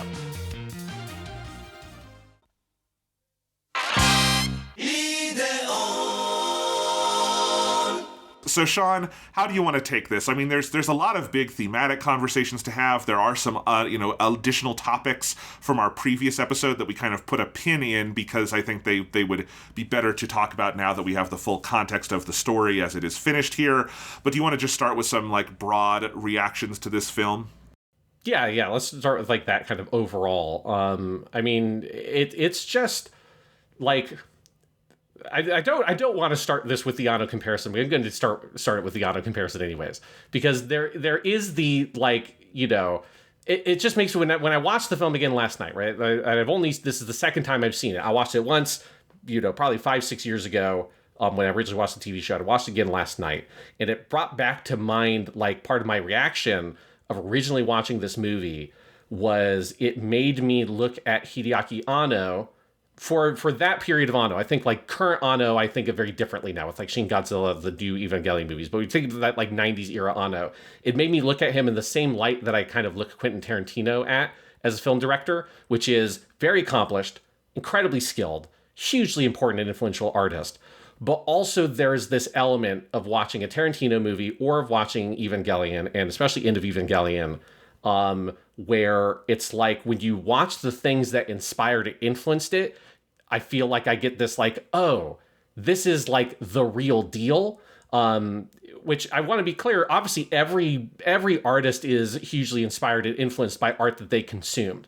But I think something that's weird about a lot of the work of Tarantino and a lot of the work of Anno from the 90s is that, like, I don't feel like it's totally transformative of its inspirations, and instead it feels like you couldn't quite either capture what you were going for or transform it into something new. And so when I watched Space Runaway or The Ideon be invoked, I had this, like, so this is what the End of Evangelion wanted to be. Like, this is the real version of what that was trying to get at and couldn't figure out. And, like, there's just this, like, okay, it's like if the only thing you've ever eaten your whole life is, like, processed cheese in, like, Kraft singles, and then you've given this, like, just incredible, like, gourmet chef, like, this cheese was made with, like, these ancient techniques going back, like, hundreds of years, and is, like, incredibly expensive and super premium, but you're getting, like, this is what cheese is actually supposed to taste like. And that's what Be Invoked felt like to me, is like, this was the thing that the End of Evangelion wanted to be, but couldn't crack the code. And when you watch Be Invoked, it is like, I think this movie, for me, it just completely bowls me over. Both times I watched it, just kind of devastated by the movie, but also not in a, like, I'm an emotional wreck, in a, like, it's a movie that has, like, kind of, like, spiritual experience to it because of how full of a journey you go on and how intense and complete the aesthetic representation of what it's trying to do is. And it's a movie that feels like it has no gaps. It's a movie that grabs you and does not fucking let go until the final moment. It's just such an intense, pure, unadulterated experience that obviously is in its own right, like, not trying to disguise any of his inspirations or influences. I mean, Tomino Yoshiyuki is a man who likes fucking 2001: A Space Odyssey a whole lot, and you can see that in everything he makes. It's very clear in long stretches of Be Invoked that he is, essentially quoting sections of 2001: A Space Odyssey, including at the end of the movie with the footage of the ocean with the filters. But it's like, but there is no other movie that I have ever seen that is actually like the Ideon Be Invoked, that actually gets this, that actually does what this movie does, despite what End of Evangelion tries. And so that, for whatever reason, that's where like my mind goes when I think about this movie, is this sensation of it is like the real thing. It is like that fucking Plato metaphor about living in a cave and you're looking at the projection of a shadow of the sun and all that kind of thing. And the Ideon Be Invoked is that kind of movie that feels like you step outside of the cave and you get to see what the sun actually looks like for like a brief sparkling moment. Okay, so I basically agree with all of this. I do think your metaphors are way too mean to Anno here. I don't want to be that mean. Yeah, I get that it's like it sounds overly critical. And it's true of Tarantino. I don't think he's a hack. Like, I don't think the things are bad, but it's like, it's more I want to express how profound an experience I have with this movie, that's what it feels like. Well, because here's my pushback I will give you. I don't like either the Plato analogy or the Kraft singles analogy, because that implies something very false. And I like, especially the Kraft singles thing, you're implying like a corporate, non-individual, like, and the End of Evangelion, love it or hate it, that is like as pure an auteur statement as you can get. That movie is not made to be like a big commercial wonder. It is a movie made to express something. I agree that I think, Be Invoked is the much better, pure version of that. I think the way I might, say it is something like, if we were making the food analogy, like a good ramen restaurant that you can find here in the States versus a good ramen restaurant you can find in Japan is maybe that sense of authenticity to it. And I do think there is with End of Evangelion. This is another case where I'm watching this and I'm going, oh, right. Westerners who write about Eva have no fucking idea what they're talking about with any of it. Because when you look at some of the, like, not just praise, because it's totally fine to love any of that stuff, but the, like, hyperbolic, this is the anime that changed everything and no one had ever done this before stuff, the stuff that, like, Anno himself would never say about his own work because he's very forthright with his own inspirations, is so ill-informed. Because, yes, like, here's the comparison I made, Sean, that this is, I think, how I would put it, and I texted you this last night. I said, Be Invoked ran so that the End of Evangelion could walk. And I think that's basically how I feel about it, which is that this movie soared through the stars like a naked space baby, changing all of our lives and our perceptions of humanity. And I do agree that I think End of Evangelion, for me, is a dimmer reflection of that, because I think that is still Anno working within kind of that range of influences. And I think when you look at his newer stuff like Shin Godzilla or the Shin Evangelion movies, particularly the fourth one, I think that is the space baby flying through the stars. I think he has reached that level. Yes. I don't think End of Eva was that. And I do think, like, when you have seen all of this, End of Eva is such a recapitulation of a lot of these ideas, now taken in a much darker direction. But, like, End of Eva is also about this fundamental concept that is in Be Invoked and is in Ideon the show, of there being a collective will or collective unconscious that ultimately is beckoning all the characters to join it in some way. And I think one of the problems I always had with kind of any version of the Evangelion ending is that I think it's fairly non-committal with what it actually wants to do with that idea of the collective unconsciousness, or what the characters will be when they are put inside it. And Be Invoked is brutal in what it is completely uncompromising. They are headed there. There is no escape to it. And that is where the movie ends. And I think it is also a film that does this very bold thing of being very bleak, very brutal, then having this ending that in an aesthetic sense is kind of beautiful and uplifting, but is also meant to be terrifying. Like, I do not think you can walk away from Be Invoked with one simple reaction to what it is doing. Like, it is a simultaneously inspiring spiritual sense of a future of humanity, and I think a, like, damning, horrifying, again, kind of like, eldritch horror, like, awe-inspiring thing. And the way all of that is combined and the punch with which it lands, I would compare, if we're making the End of Eva comparison, I think it's a very different thing than ending on the beach where it's not clear what's happened to humanity and we've got some, nice violent misogyny going on and some self-hatred. But that feels much smaller than what Be Invoked is going for and achieves here to me. Yeah, I think if we're gonna, if I want to stick with, not fully good metaphors, but ones I want to use anyways, it's like the End of Evangelion is like reaching into a stream to grab a fish or something, and it's like trying to get in. It keeps slipping through its hands, and it's doing it over and over again. And it's true of the original TV show, because like the TV show's doing that. The TV show can't quite get it. It has its own ending where it still doesn't quite get it. Then the End of Evangelion is doing it, and it's trying to get it, and it still can't quite get it. And then eventually I think he does get it in the last Shin Evangelion movie, 3.0 plus 1.0, that is, the ultimate ending of that sort of series. I think it does grasp it. It finally gets its hands on the thing it's been reaching for, that's been slipping out of its grip, that's this like insubstantial thing it can't quite hold. And Be Invoked just feels like it has it by the fucking neck with a death grip and is not letting go. And it has it from second one to the final second of the movie. And it's not just Be Invoked, it's the TV show as well.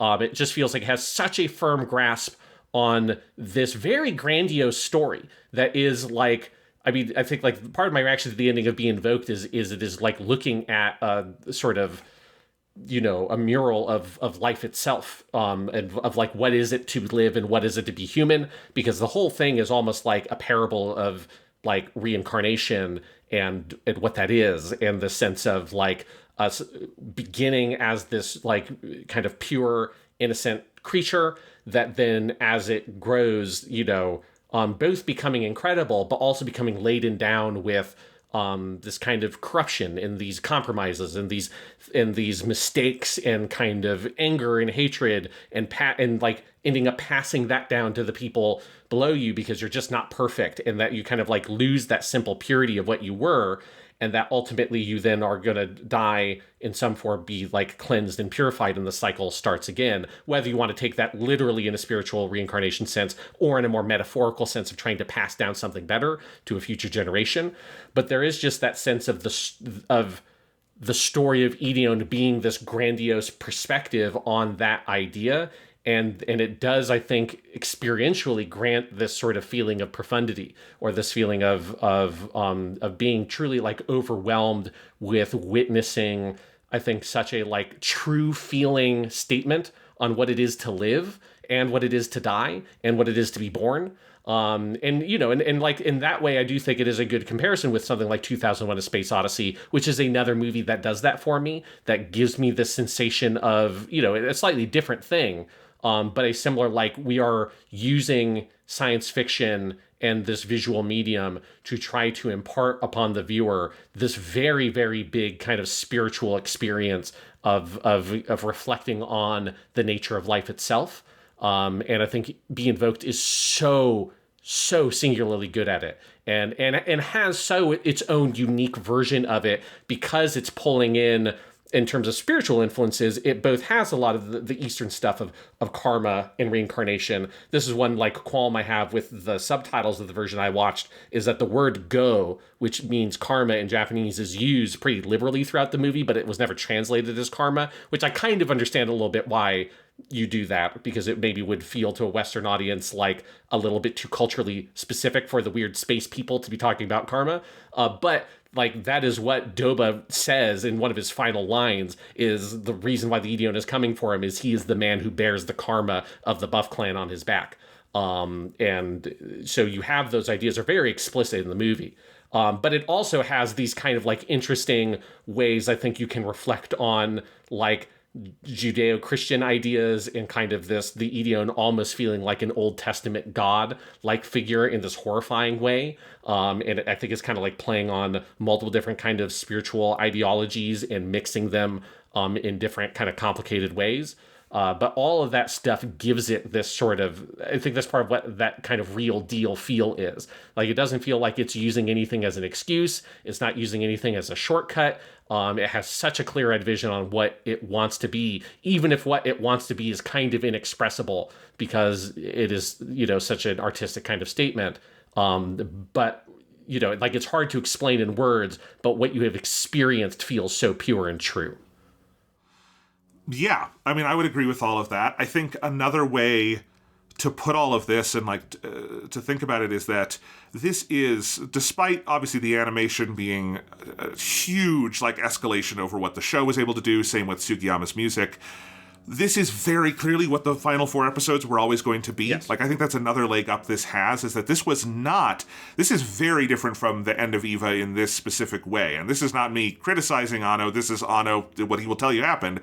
He didn't really know how he wanted to end Evangelion. He will tell you that straight up. The End of Evangelion, in the history of that film, the first half of that movie is made by Tsurumaki Kazuya, and that one had a pretty clear sense of what its narrative was going to be, and it was that second half, that that redone version of episode 26 that took Anno forever and to figure out what he exactly wanted to do with it.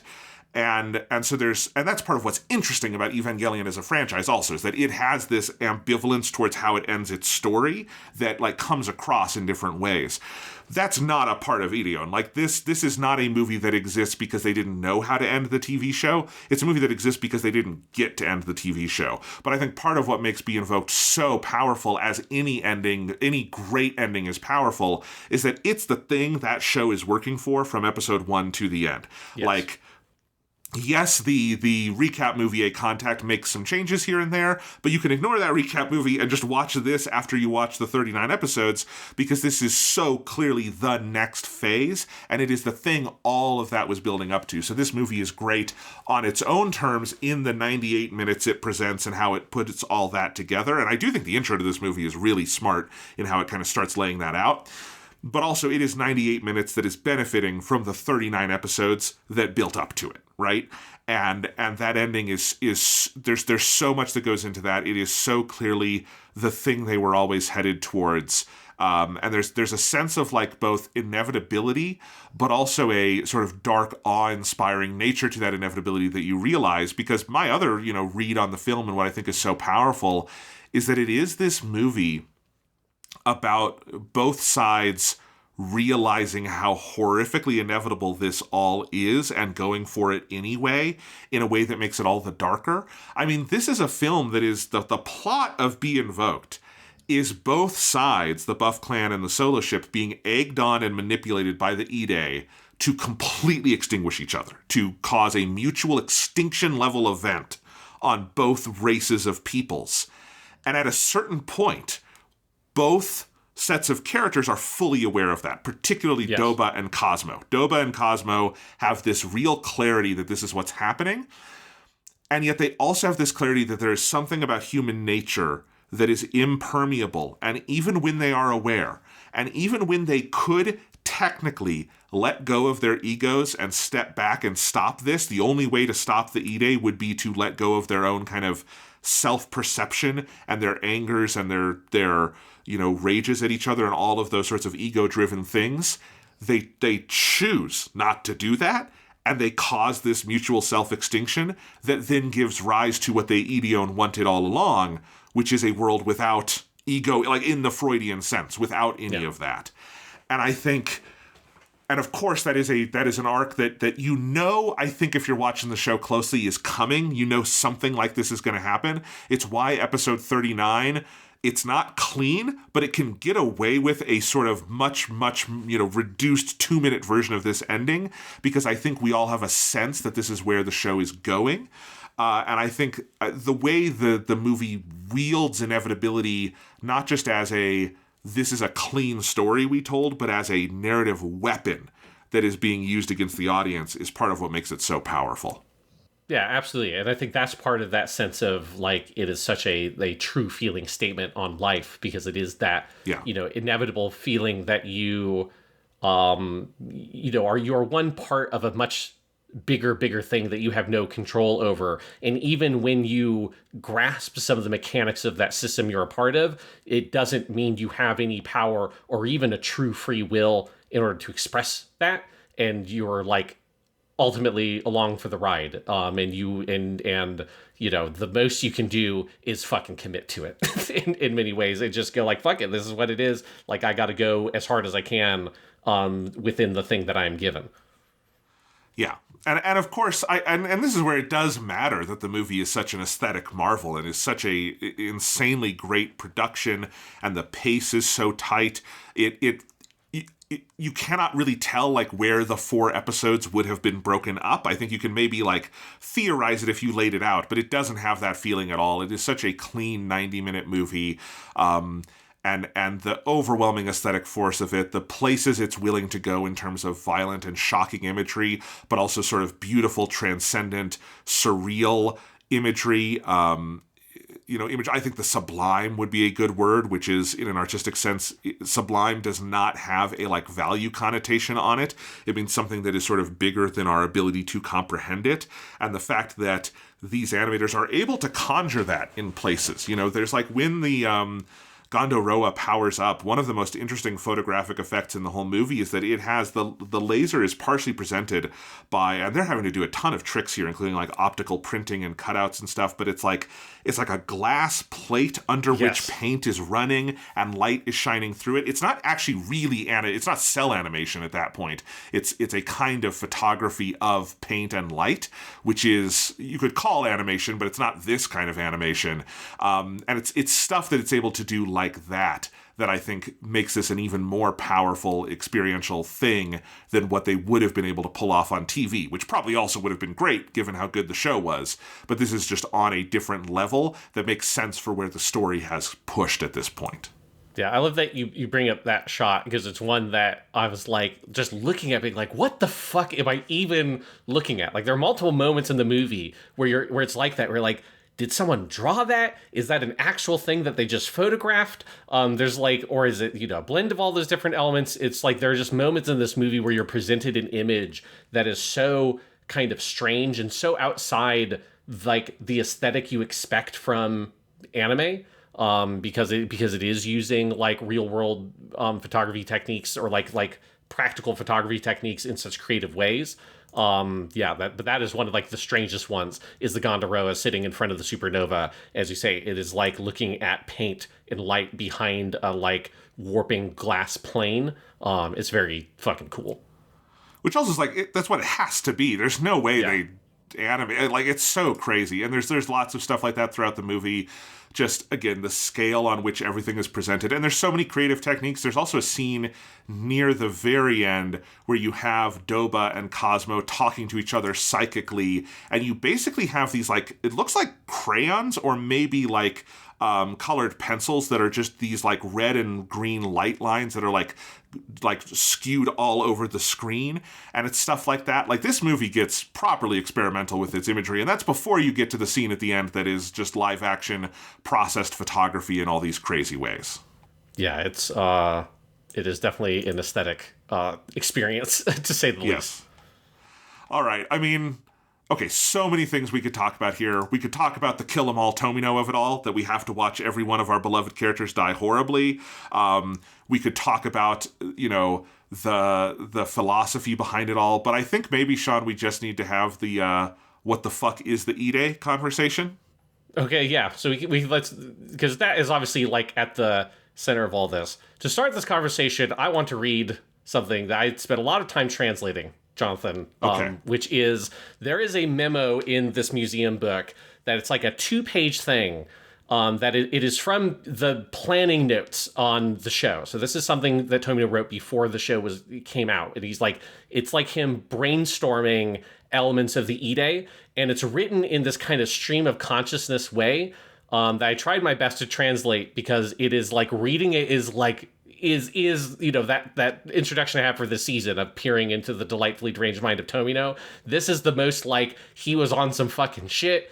I was like, there are parts in this where I'm like, is he high? Because he's inventing words in some places that I was like trying to Google to figure it out until I came to the conclusion, oh wait, no, he has just made this up because this isn't a thing. So this is a memo from the planning notes on Ideon of him brainstorming the Ide and what it is and what it means and all that kind of stuff. And some of these are like ideas that I think are clearly in the show. Some of these I think like he adjusted what he was thinking of here. But I think it's just an interesting place to kind of start thinking about this conversation about what is the Ide, how does it work in the story, all that kind of stuff. So Tomino wrote, Ide, when unleashed, should be depicted as nothingness, the kanji for mu, which people might be familiar with. Nothingness. For people, that is a world which is neither life nor death. It may be like the sensation of floating. It's different than the void. It is absolute nothingness.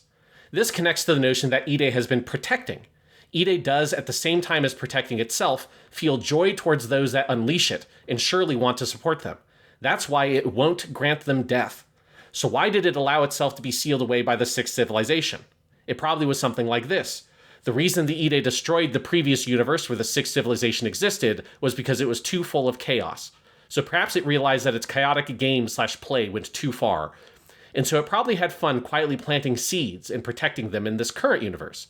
The result? The Ide decided to try and test those seeds, the Earthlings and Buff Clan, which had gained the power to unleash it.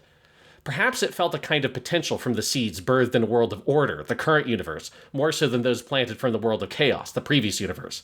For the Ide, this would be a phenomena of profound joy. If so, it would have desired to grow those seeds to be strong. It's for that reason it chose to test them, in the form of a war between the Earth and Buff Clan. But that alone would not be enough to lead to the emergence of a new seed. That's because the Earth and the Buff Clan would both be destroyed when the Ide was unleashed. You have to overcome that and plant a new seed for yet another universe. To that end, Ide would utilize the moment of its unleashing. Ide would, to the people around it wished to save, the people who wouldn't mess around with the Ide, show them nothingness, make them experience it, and to strengthen them as seed bearers, make them experience various things from beyond the universe, various devilish ideas, various exaltations at life, war and life and death. The people would experience this as a fantastical drama.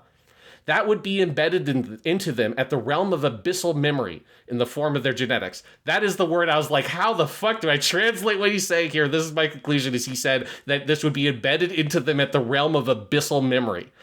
That's because they must be stronger as seed bearers, progenitors, to bear new seeds. Ide experimented with casting off these seeds into chaos, stillness, and into the next universe unlocked by the Ide. Should it be called the third universe? That must have been part of Ide's hopes/expectations for the future. As a result, the final image will almost certainly be a beautiful one of people being sent off into the stars. The progenitors of the new seed granted will by the Ide will open up a new history amongst the stars. Their descendants will inherit culture, but they will not take countless years, because the Ide is an unlocked universe. So what possibilities does the Ide hold? To answer that question would be to speak on the birth of God. It was simple to create the chaotic old universe, first universe, and it may not be an exaggeration to say that the Ide created that universe as well. However, I don't want to plunge things into such a vacuous world. If we become overly particular about the existence of the Ide, expand things out to the extent of claiming the old universe as, quote, the Ide which mothered Ide, I don't know what that means, where we would go, it would fall into the void. Yes, the Ide itself must not exist, but be a place where the resonance of a consciousness of intelligence can manifest as power. One could say it is like the convergence of a black hole and a white hole, but I want to make that the Ide. That's why, from the original universe, the consciousnesses that make up the Ide grew appalled when the converged consciousnesses, for example, the consciousnesses of all the people of the sixth civilization, plunged the universe itself into chaos within the process of reincarnating the universe itself. That was the most difficult sentence I've ever tried to translate, and it makes less sense in English than it does in Japanese. It didn't make sense in Japanese either. In that moment, the members of the sixth civilization who ruptured out used technology to seal the place of Ide. However, this was the suicide of the previous universe, the universe of chaos. The Big Bang broke out. The Ide, in its timidness, headed toward tranquility. That's why in the creation of the current universe and the emergence of its seed, a tremendous amount of time was needed. And the climax of the story, the place of Ide, which expanded due to the reincarnation, implanted a new seed in the universe of the unleashed place of Ide to come. Now then, can we make this a drama? I think if you were at Sunrise in 1980 and you got that planning memo, you have two choices in front of you.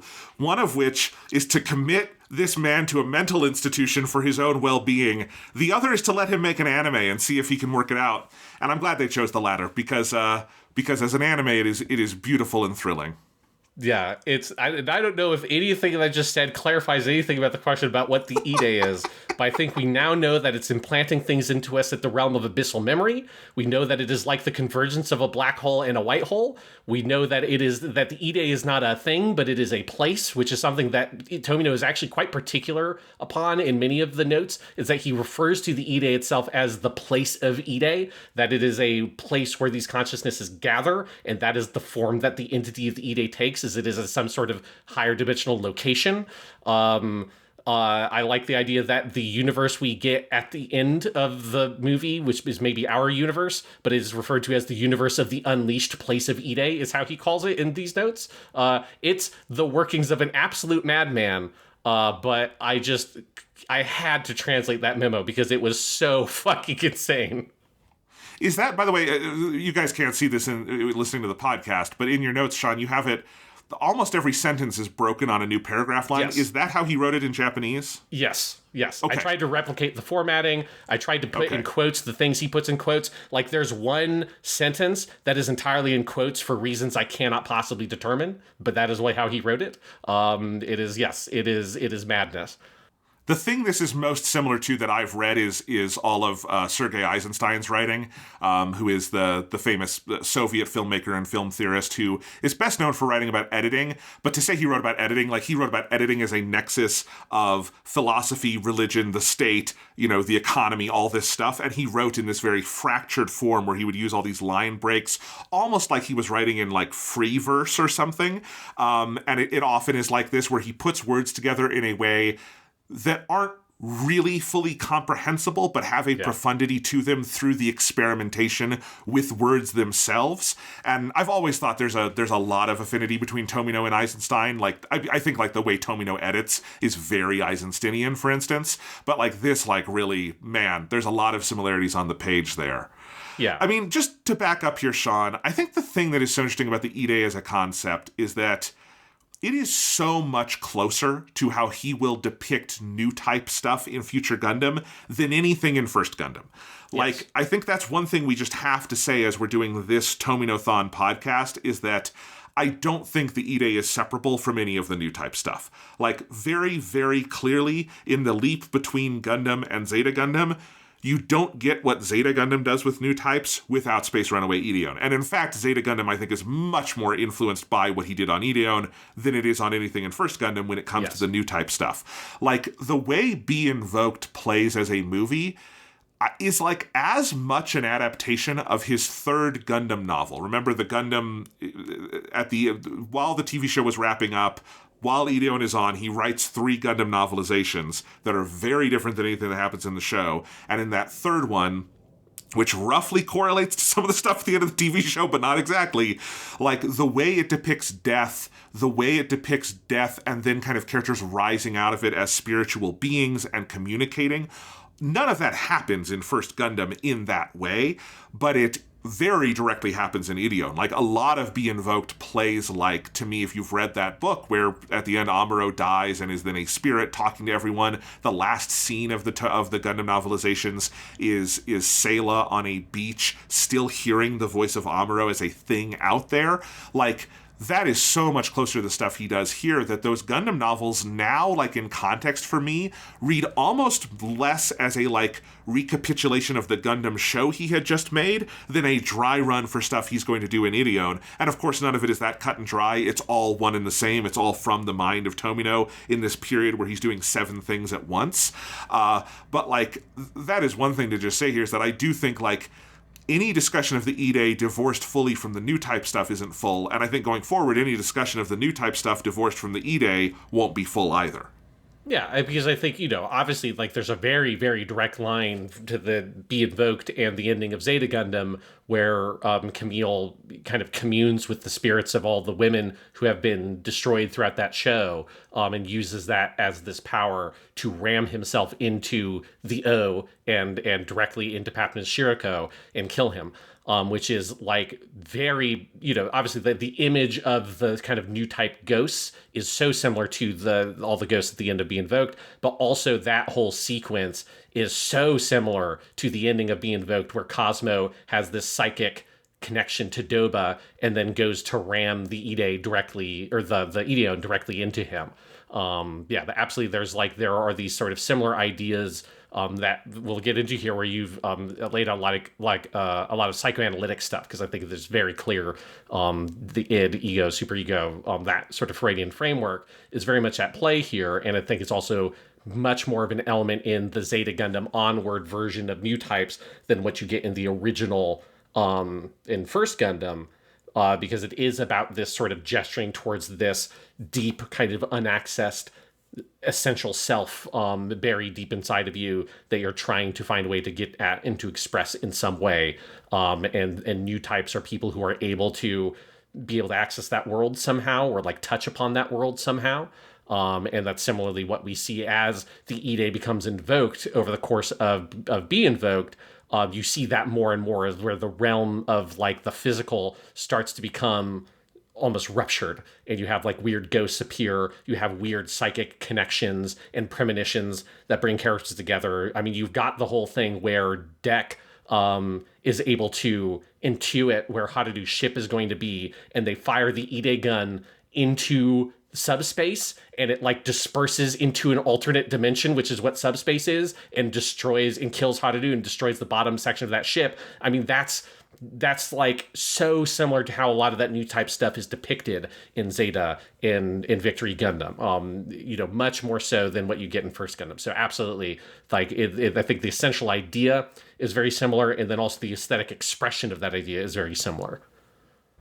Absolutely. I think the big difference between the Ide and any version really of the new type stuff in various incarnations of Gundam is that the Ide is depicted as some kind of external force playing on people, whereas the new type phenomenon is some kind of spontaneous, like, psychic glue kind of like connecting all of these people that they're able to kind of tap into, whereas the Ide is personified in some way in this show, right? Like there is some kind of force to it. This is where it gets like I don't think Christian, Western theology has much of a place in really any of the analysis of Gundam or the new type stuff, but it does enter into the Ide thing in some pretty obvious ways, right? Yeah. And like through all of that, like there's a real Noah's Ark to it all, of like the god that decides it needs to wipe out and make the slate clean again in this. And I think part of that is, this then gets into like the psychoanalysis conversation and everything, is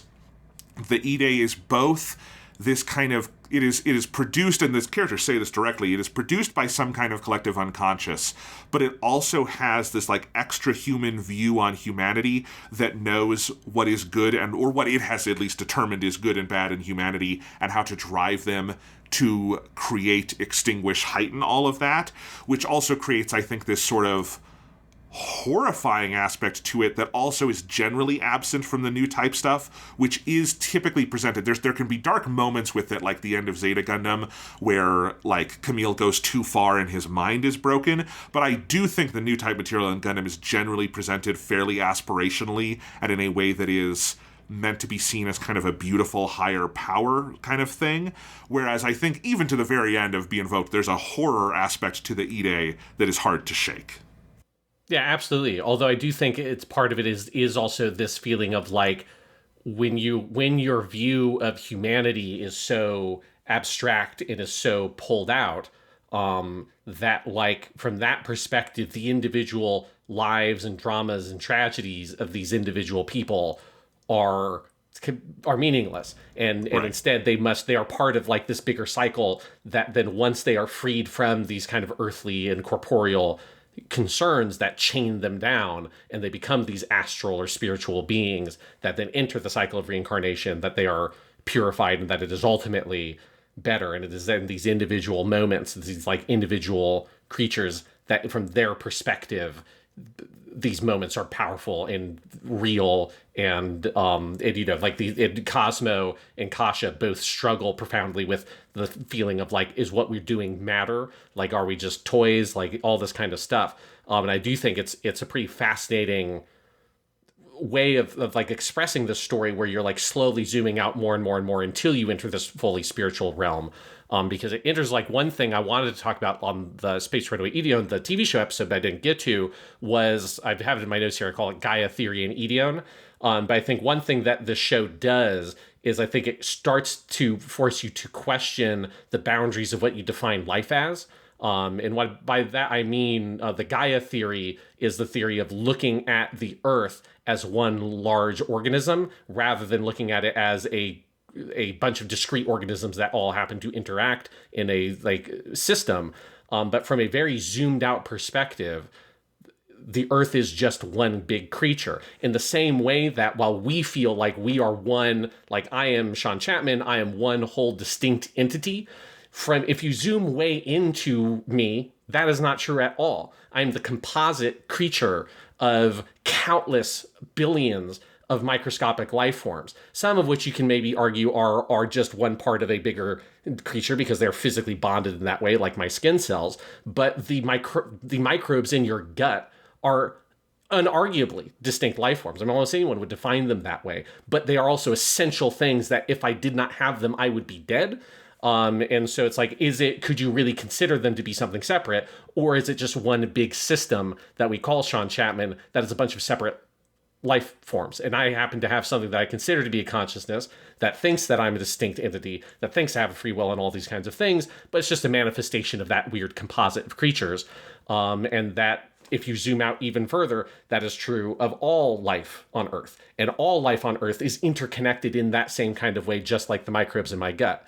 Where this connects to Ideon is, I think that is where you see, as the show goes on, I think that is where the show is trying to take your perspective, is you're not really looking at the solo ship and the Ideon and that stuff as like a bunch of discrete separate entities, but from the perspective of the Ide, the crew of the Ideon and the crew of the solo ship are its, gut microbes, right? It's like, sure, like, Cosmo runs around and he does all this kind of stuff, but really he is just one part of the composite entity that is the Ide and the solo ship and the Ideon. That's like, it's arms, its legs, its hair, it's all those, it's individual cells. And we just happen to think of these individual cells, some of them as having a consciousness and experiencing emotions and all this kind of stuff. But from the perspective of the Ide, it's just one part of the larger entity of what it is.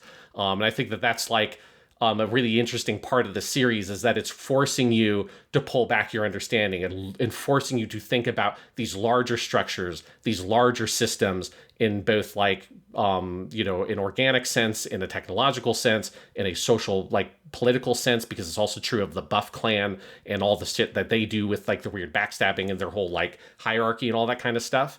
But I think all that also connects to the notion of the Ide as this quote-unquote collective consciousness, this collective entity, because we all are collective entities unto ourselves that are in turn parts of a bigger entity. And that's that zooming out that Ide does, and that it gives you in its climax. It's one of those things I think gives that sense of sort of the profound sublime to it, is because it feels like you get this like glimpse at this larger composite creature that we are all part of, but we have no waking conscious notion of being a part of it.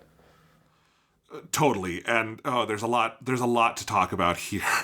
One thing I will say is, I think one of the most, on what you were just saying, Sean, one of the most compelling threads in the film, Be Invoked, is as characters start dying, and good God, there are a lot of, this is Minagoroshi Tomino. He does every single character who has a name, even ones I was in my notes, I'm like, I actually don't know this character's name. I don't know who the co-pilot of the solo ship is anymore, but he has a death scene. They all have death scenes. Is that it starts to challenge you on this exact terminology, Sean, because it's not just that characters die, but they die in ways that feels anti-narrative, right? Uh-huh. Like Karala gets just shot in the face. It's the second time we think she's died in the movie, right? Because she dies in the recapitulation of episode 39 when the ship blows up, but then she's got the barrier.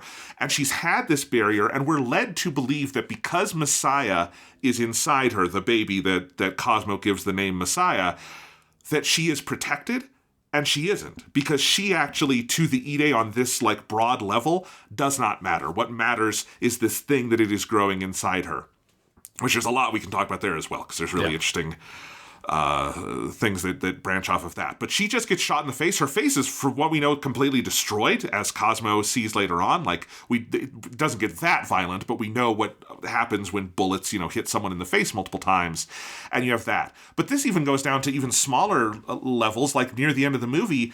I seriously do not know this person's name at this point, because the other guy, Jolliver, is already dead at this point, but you have Bess and you have a co-pilot, and the co-pilot dies, and as he's falling over, he says, no, this isn't supposed to happen. I still have stuff to do. And he's thinking that like, no, I still have a role to play. And you start seeing this with everyone. Obviously, the one that is the most taboo breaking in multiple ways is Ashura, the child, who gets his head fully blown off in view of us while just standing up in the middle of a scene. It is a taboo on the level of movies and TV don't do that. You just do not show the killing of children in a war zone that way. In the realm of like where we've gone with this series so far, where it feels like those characters are off limits. I mean, this has been explicitly stated with everything with Lou and Messiah, that the closer you are to childhood, the more the Ideon will protect you and all of that. And then, of course, you have it with Kasha, who also gets shot through the face while defending. And you start to get these moments where it's like, this isn't how narratives work. This isn't how, when characters die, and this is even true if you look at other Tomino stories where he kills a lot of people. Usually when characters die in these stories, there's more of a narrative build and release to that sort of thing. There's a functionality to their death in the story. That's why you include death in stories. And that isn't happening here. There is no functionality to these things. These are just people dying in a war because the Ideon has stopped caring about them. It has stopped needing those particular microbes in its gut to get to its goal, because its goal is to create this thing through Messiah and to create this new life form. And the closer it gets to that, the more skin it can shed along the way. And so all of this is being just sloughed off its back. And there's a horror to that. And there was a very funny moment while I was watching the movie last night where my brother Thomas walks into the room right before little baby Ashura has its head blown off. And Thomas saw this and was horrified. Was like, what the hell are you watching? Why would you watch this? What are you doing, Tomino? And I had to, I'm like, it makes more sense in context. It's not any less upsetting in context, but it does make more sense. And I understand that, but like in the movie, the taboos being broken in who you show killed, how they are being killed, what the narrative purpose of those deaths is, or the purposelessness, is all part of this kind of larger spiritual narrative you're talking about, Sean. Yeah, absolutely. In Ashura's death, I remember the first time I watched this movie just being like, what the fuck? It's like, holy shit. Because, as you say, like, it's a real taboo. It's so sudden and so shocking and so violent. But it is all those things. One like interesting part of like a lot of the death imagery as well is that so much of it is accompanied with this like imagery of the bodies being like stripped, of like the helmets being ripped apart, of like clothes being blown off. Like this is the first death in the movie is Cheryl, and she gets like ejected out into space, and her helmet and all of that rips up, and then her spaceship or spacesuit is being ripped to pieces. And then a lot of that imagery is then also replicated on the machinery as well, which I thought was like an interesting visual motif of as the machines and like the Ideon near the end of the movie and the solo ship, like the outer edge and the paint and stuff is getting peeled away. That then, of course, at the end of the movie, all of the characters are depicted as these flying naked space ghosts that like the mortal layer of them has been literally peeled apart by the violence of everything that has happened, and we're left with this kind of the soul or the essential core of them. But it's an interesting way that that motif is done, of just like it is about this ripping away of these things that kind of hold you together and hold you down in this mortal form, these helmets and the spacesuits and the machines and the ships and all the stuff, and all that gets ripped like off of you physically. Well, and this goes right into the Freudian reading. So should we just get into that, the psychoanalysis of it all? Because like, obviously the word ide does not exist without the word id. Like, I feel like that's fairly like, right? Like, that's not an over reading of it, right, No. Sean? No, Okay. again, a huge inspiration for this movie and for the series is obviously Forbidden Planet, which is one of Tomino's favorite 50 sci-fi movies, and that has the id monster that is literally a monster that is the expression of people's id, that is like an invisible beast that can only be seen when you pass electricity around it. So no, this is not a reach. It is very intentional. Yes. So, like, to give you guys the 50,000 foot view of, like, intro to Freud, the Freudian model of the psyche is the 3-part id, ego, superego. Id, ego is always there. He adds superego in later. Id is the unconscious. It is the thing that, like, the drawing that I've used with students before that I like is an iceberg, and some of it's submerged and some of it is up above the water. The id is part of the psyche that is completely below the water. We are unconscious of it. It forms our unconscious, and it is therefore closest to the state of childhood or infancy. This is where Freud's pleasure principle comes in, the demand to immediately gratify impulses or desires, which of course in the series, that is what the ide does when Lou is around, a being of pure id that just needs to survive. Survival would be part of that principle, right? And developmentally, id is what comes first in the Freudian model and precedes everything else. Then ego is the partially conscious layer that takes in stimuli and interprets it, creating models and actions that are compatible with conscious reality. That is why it is also the reality principle in Freud's schema, the, quote, ability of the mind to assess the reality of the external world and to act upon it accordingly. And the ego is, again, partially unconscious, partially conscious. It's a little bit out of the iceberg. The superego is the part that is most out of the iceberg, or out of the water, the part of the iceberg that's most out of the water. And it merges into both the id and ego, but it is a more conscious part of both. Freud defines this as the layer that takes in cultural interpretations. He calls it a, quote, successful instance of identification with the parental agency, and as development proceeds, it also absorbs the influence of those who have stepped into the place of parents, educators, teachers, people chosen as ideal models. And one way you can very clearly read the ide as a force in Space Runaway Ideon, and the thing it is trying to do, is to create an extinguishing of ego and superego, the conscious layers of human development that come post-infancy, to create a merging of individual ids into a collective unconscious. And that is why the death imagery in this film being all about things being stripped away, most visibly obviously with Cheryl, because it's the first time it does this and rehearses the idea for us. But yes, you always have, like, they also do this with Kerala and Kasha when they die, which is the helmet, the bullets going through it and being shattered and like something going away. But you have that, you have the suit go away, you have the naked body underneath, and underneath that still you have the soul that rises out. Like, that is a very Freudian reading of all of this, is the layers that are built on top of the id, that then the entire war between the humans and the Buff Clan is some form of stripping all of that away back to pure id. Yes, and I think, like, one thing that's interesting about this dynamic, there's a lot of things interesting about the dynamic, is that, you know, when we've discussed, like, Tomino's tendencies of writing characters and the kind of psychological realism with which he approaches character writing and expressing characters, we talked about it a lot last episode because it's part of his fundamental pitch for Ideon, is this idea of we want to create characters that are operating on their own, like, motivations, their own history, that all of those things inform how they exist and what they do, and that creates a sensation of them being real, distinct people. But I think, like, the way that Tomino does that and how he approaches characters, I feel, is through this, like, Freudian kind of lens of having an id that the character experiences, that they are partially aware of and they are a lot of times not aware of, but that creates these sort of fundamental motivations and desires that they are then, you know, acting on sometimes consciously and making conscious choices to do certain things about it.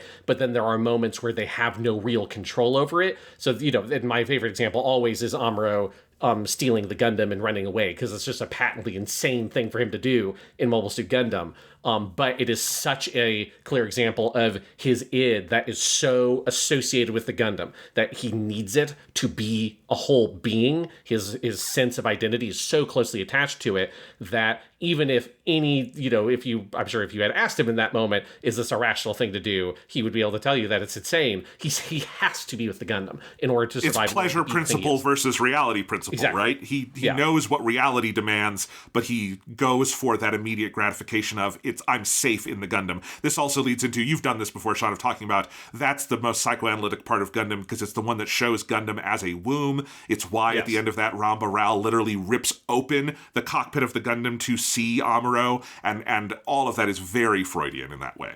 Yes, because then that's also wrapped up in all the, like, what is it to be a man and that kind of stuff that is also all there, and the gender stuff that Tomino obviously is very fascinated with. But that's all, that stuff is, it's all in Gundam, but it's all very much here as well in his approach to thinking through these characters and expressing these characters and how they behave and how they act. This is what all of the Ajiba family, insane Shakespearean drama kind of comes from all of this as well. We can get into all of that. But yeah, like it is just such a lens through which Tomino approaches the creative process and how he creates characters and how he thinks through these things is through this kind of battling dynamic of the id and the ego and the super ego that sort of manages those aspects. Like, one of the key, if not the key moments for me in the entire movie is there's this scene where Doba has this big speech. It's where he what's the name of his assistant who he kills? Do you know? The guy who's there? I don't remember off the top of my head. Okay. Yeah. It's the guy who comes back as a ghost in the most Shakespearean thing Tomino has ever written. But Doba has, and this is another very Shakespearean moment, he has this big speech to that guy where he says, "I think I finally understand. At last I know why Ide makes us fight one another, even though its very existence relies on the existence of intelligent life like us." There's that kind of the microbes inside of us idea again, right? The problem with beings like us is that we cannot overcome our own selves. Our greed, our hatred, our devotion to our bloodlines. Ide cannot invoke its power of good while we carry these sins with us. That is why it's trying to create its own purely good life form. I love that. That's such a Tomino. When you say, you can tell Tomino wrote the dialogue of the movie, that's one of those scenes, particularly that line, "The problem with beings like us is that we cannot overcome our own selves." That might as well be the phrase on his tombstone when he dies. It's you go to Tomino's grave and it says, "We cannot overcome our own selves." It's such a Tomino line. But what I love about that moment is that Doba has in that moment perfect clarity to what the Ide is doing. He fully understands it. But then immediately afterwards, he switches to going off about his own rage and petty vendettas and how he's going to destroy all of the humans or the solo ship humans, even if he has to take out the Buff clan with him. He completely proves his own point, that he cannot overcome his own self, his own ego, his own, the thing driving him, and he also doesn't want to. And so you have this clarity also in here, and I think you also get it with Cosmo has this in several moments where he comes to see this, where there is theoretically a path by which they can escape the Ide, and it would be through completely laying down anything ego-driven. It would be completely letting go of the anger they have over the Buff clan killing, their parents, or that the Buff clan has for them killing various, lovers and people that they've had along the way. It would be through letting go of even maybe the sense of safety that the solo ship could free everyone from the Ide if they let themselves be destroyed, if they wanted to, right? But there's some level of that, both in the Ideon itself, but also in their hearts, that cannot do that. And ultimately, the only way ego can ever be extinguished from these creatures is through death. And that is part of what is so relentless and horrifying about the film and its kind of march towards the end, is by the time Cosmo and Doba are going at each other for their final battle, everyone on both sides is dead. They fully know there's no way they're coming out of this alive. There's nothing like victory. Both their planets are fully destroyed, and they have to keep going anyway. And it's that commitment to the idea that, as you were saying, Sean, makes Be Invoked so powerful. It is unwavering in that, in a way that paints a very specific portrait of human psyche. Absolutely. And one of the things I think that enters this that makes it even more compelling is that it's fusing all of this with ideas of karma and reincarnation as well. Because I believe in the quote that you have, I'd have to go look at the movie again. But I know that in this speech, he does use the word karma. I think it's where the translation has the word sins. Ide cannot invoke its power of good while we carry these sins with us. I believe that is where it's karma. And so, or the word go in Japanese, G-O-U, and that the sense of what happens as they have gotten older and they have accumulated these experiences, is that sense of that slow corruption and degradation of this kind of pure thing they had. and that they need to be enter the cycle of reincarnation, be cleansed of this, and go back out there again. And the Ideon and the Ide is the mechanism through which this occurs. It is the thing that creates reincarnation, right? And so there's these implications of, and Tomino lays it out very clearly in that memo I read earlier, that the sixth civilization was, a previous cycle that they seemingly created the Ideon and the Ide and were themselves destroyed by it, but that created the cycle of reincarnation that planted these seeds. They like clearly in the setting of Space Runaway Ideon, the Ide has crafted Earthlings and the Buff Clan, that they are these two creatures that are basically identical, to the extent that Karada is able to donate blood to Cosmo and he's able to use that blood. Like, they are the same thing, and to the point that they can have children together. They are the same thing. They are in two different planets that are exactly opposite of each other. And then once they reach a point of technological development, it then starts sending comets at each of them to then bring them to where the Ide is, and thus into contact with each other as this grand experiment to see, will this cycle, will they be able to overcome these things and overcome this karma and overcome all these elements. And this time they weren't. Maybe they were able to get closer because this time they were able to create the Messiah, which is the union, right? It's this one part of this experiment that worked, is the union between Karada and Bess, and this overcoming of these boundaries to create something pure and something new. And that is the thing it's preserving as this seed to create the next cycle, to hopefully that time it will be even better around. But I think that's one of the things that's very fascinating about the movie, is that it is blending all of these different kind of spiritual sort of ideas, whether it's, your kind of Freudian psychoanalytics and that construction of the psyche and that understanding of the psyche with the id and the ego, whether it's your kind of Judeo-Christian godlike figure that the Ide is in certain ways, like, the Noah reference is a good one because it's so clear. But then also it has this more kind of traditional East Asian Buddhist element of karma and reincarnation that is at the essence of what the story is. And like Tomino describes it basically as a story of reincarnation is like the essential kind of elevator pitch of it. And so that like mixing of all those different elements, it creates something so like unique. And, I keep on coming back to this word profound, but it is what I feel when watching the movie, is this true feeling of the profound. And it is, to take my little pot shot at Anno, it is a much, much better use of like those sorts of elements than the sort of weird pastiche of, the spear of Longinus and various biblical things that he just kind of throws in the Eva TV show that kind of accumulates into nothing. Here, it accumulates into like a new grandiose whole of like taking all these profound, historical ideas and historical frameworks for understanding humanity and fate in these elements and kind of mixing them together into one unified element through this science fiction idea of the Ide. And the Christ story is in there too, right? With the Messiah. Yes, the literal Messiah. Yeah, right.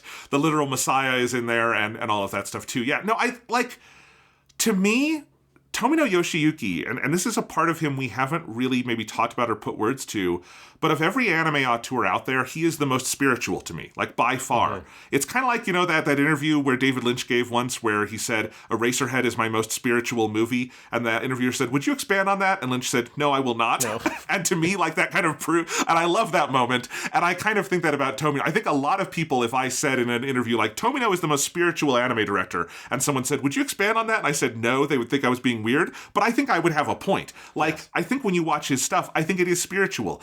Is it religious in a dogmatic sense? No, never at any point. You can't pin down anything he ever made into like a recognizable creed of an organized religion on Earth as it exists.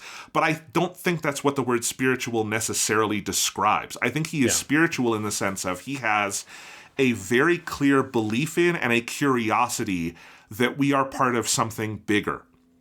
And something bigger can mean a lot of different things. I think the Gaia theory you pointed out, Sean, is like probably the best way you could describe Tomino spirituality, is this tension between the individual and the world. And the world could also mean God. It could mean something. It could mean all sorts of bigger things, right? It could mean the universe. I think it's, and I think what makes him spiritual is in the same way like Robert Bresson, the French director, is spiritual, is it's imbued at the level of style and the way things are put together. Like Tomino's editorial style, by which things move so fast and he draws so many connections through the edit, that you can have something like in Be Invoked, where Doba and Cosmo literally never share the screen together. They are never in the same physical space. They never meet each other. And yet they are two characters in a constant dialogue in this film through the power of the edit and sometimes through more experimental imagery. Like, that is a kind of, to me, spiritual way Tomino's work manifests itself in style, in the same way that like Bresson's asceticism in his work and the slowness and the carefulness with which he puts these things together has this very spiritual affect to it. And I think that's all there in his work. I mean, like, and also like if I were to name the director I know of who like seems to match my sense of spirituality most, and again, this is without knowing Tomino or talking to him, just knowing him through his work, it's him. This is the stuff that like if you're asking, if you know, you have those fucking surveys that's like, what's your religion / spirituality? I just, you know, I just check other and then write Tomino. Like that's like that kind of stuff, Gundam-esque. But I really do feel it. Like it's, you know, I have a real discomfort with using the term atheist, for instance, because it feels like a very flat way of saying things. I grew up in a time where atheists often connotated real dickheads like Bill Maher and stuff like that. But like, it also is a way of just seeing the world still on one very narrow version of a conversation, which is there this particular Western conception of a God or not? Okay, great. That's a very narrow question. To me, like, it's kind of a useless word because there's this much broader sense of like how things work together in the world, and a sense that I also think there needs to be a fundamental humility to, we have no fucking idea as individuals what the overall scope of these things are. We have no fucking idea what death or nothingness actually is. We're small pieces in something grander. And I think Tomino is the director of animation live action any that grapples with that throughout his work, I think particularly here in Ideon, to a level I find so profound and beautiful and interesting. So maybe that's an incoherent thing I just said, Sean, but it's important to me to like talk about that. Yeah, and well, I think for me, like one of the things with this is that, like, because I also resonate with this element of Tomino, and part of it is it's the very powerful contrast and juxtaposition of the like super grounded, very researched, very thorough world building he does in the science fiction, like that research, all that kind of stuff, combined with it exploding into these very expressive, spiritual, emotive forms that extend beyond the realm of like what we can really comprehend. And there's a seeming contradiction by those two elements, like that, like you would have the same artist both do the crazy new type shit and all this Ide stuff, but also be doing the like, we're going to have very like minute levels of attention to detail. Things like one of my favorite details in the setting of Space Runaway Ideon is that both humans and the Buff Clan refer to their home planet as quote-unquote Earth, or Chikyu is the word they use in Japanese, which that word in Japanese just it literally means dirt ball. If you want to translate it super directly, you know, it's dismissive of that, but that's basically what it is. It's a big dirt ball, which is notably different than how any other planet is referred to in Japanese, because every other planet is something, say being a kanji for star/planet. So like Mars is Kase, which is the fire planet. But also notably, Earth, I don't know if people noticed, but is not a Roman god. Mars is a Roman god, Jupiter's a Roman god, Saturn's a Roman god, right? Because Earth is not a word for a planet. Earth is also dirt. So we call the planet we live on dirt, just like the Japanese do. And I think basically every culture does, in the same way that if you ask someone, well, what's the name of the moon? It's the moon. What's the name of the sun? It's the sun. right? And so this notion that, and it's very confusing, I think, early on in Space Runaway Ideon, because you're so used to, well, we're the Buff clan, because we're from the planet Buff, and that kind of shit. This is like every alien in Ultraman is like, we're, from the planet Metaton or whatever. We're the Metatonians, and that's how they always introduce themselves. But of course aliens just call their planet the Dirt Ball, because that's what we call the thing that we're on. We don't need a name for the planet, because it's just the planet we live on, and it's only until we discover other planets that we need names for them. And so that is like such a great detail, one that's super confusing and alienating to a casual audience, because you're like, wait, they're from the Earth also? Now that doesn't make any sense, because it doesn't, because they're not from our Earth. I had a lot of confusion on this in the early episodes of Ideon, Sean. I was trying to kind of piece it together. Like, my initial theory, because it doesn't lay this out at first, is that you're supposed to assume that solo ship people are from Earth, but they're not. And then we find out the Buff, I'm like, are these supposed to be the us humans? And the solo ship crew are the actual aliens. And of course, it's even more complicated than that. They are both us and they are both aliens, is the idea of Space Runaway Ideon, right? Yes, and of course any alien species would just call their own planet the equivalent of Earth. That if you just translated it through their thing, it's just the dirt ball is what we all live on. Oh, you live on a dirt ball too? Cool. Oh, I wish we could get along. We've got so much in common. Do you have a moon that you just call the moon also? But like the point of me bringing this up is that like there's this great quote. I wish I should have pulled it out, but from the book, the Fujitsu book, that connects this idea of that is a thing that Kubrick also said about 2001: A Space Odyssey that Tomino then brings up in talking about the new type stuff in Gundam. It applies here as well, which is that 2001: A Space Odyssey is also a movie that gets the most minute details correct and is so fixated on depicting the most minute scientific real world details in its effects work to create like the verisimilitude of this. The far-flung future of 2001 where we all live on the moon and shit. If only it had gone that way. But that movie then evolves into, however you want to refer to it, tripping balls on going through fucking space and you're losing your mind and you're in a weird, like, Victorian white hotel room with a giant black obelisk, and every time you look at it, you age 20 years, and then you return to the Earth as a giant space baby. There's this question of, like, isn't all that meticulous work done kind of ruined by that it becomes this thing that so is bizarre and unreal and is this kind of notion of something that is spiritual and expressive and beyond human experience. But like Tomino relates this as Kubrick, and I don't know if this is a real Kubrick quote. I have to look it up. But that like the reason why all of that attention to detail and the scientific verisimilitude is there is to support the fact that it ends with the space baby. In the same way that all of the shit about the space colonies and the Lagrange points and the fucking little, like, how everything moves in space correctly, and they've got little, like, the goo that comes out that flows to where there are breaches in the hulls and the spaceships, and all of that shit, and the fucking, zero-G handles that take you down the corridors of spaceships and Gundam. Like, all of the little tiny details they thought through that are all, like, reasonable and accurate interpretations of how a spaceship would function, like that is all there to grant the verisimilitude to make the new type stuff land, because if it wasn't there, the departure from it wouldn't be effective. And I thought that's like, that's go ahead. Sorry, no, you're totally right.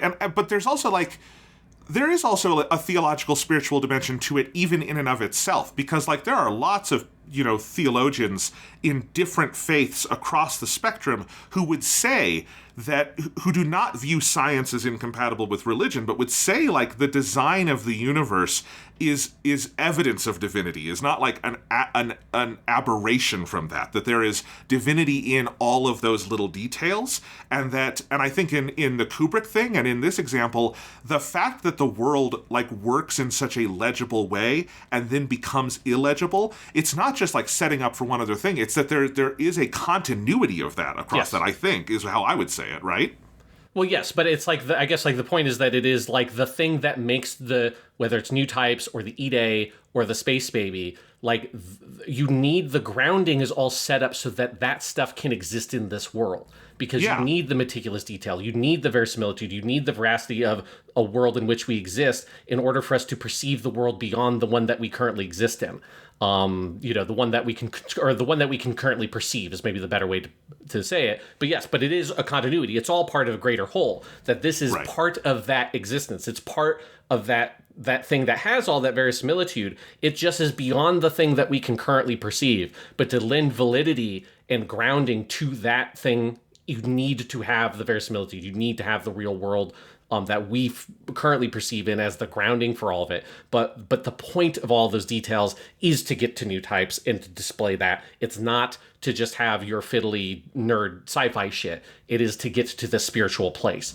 And I thought that was just like a very interesting way of framing it, that I hadn't like sort of specifically thought of it in that context before. But I do think it's so true that like all of the stuff about the Ide and the Freudian stuff we're all talking about, and reincarnation and karma, all that stuff is so supported by and emboldened by and is more interesting because of the really thorough work that has been done to build up this alien culture that is both different and so similar, and shows how we are all fundamentally underneath it the same kind of entities and the same kind of beings. And I do think like the Buff Clan are just one of the most interesting ways of depicting an alien race I've ever seen in a piece of science fiction, because of all these weird details of that they call their Earth the Earth and all that kind of stuff.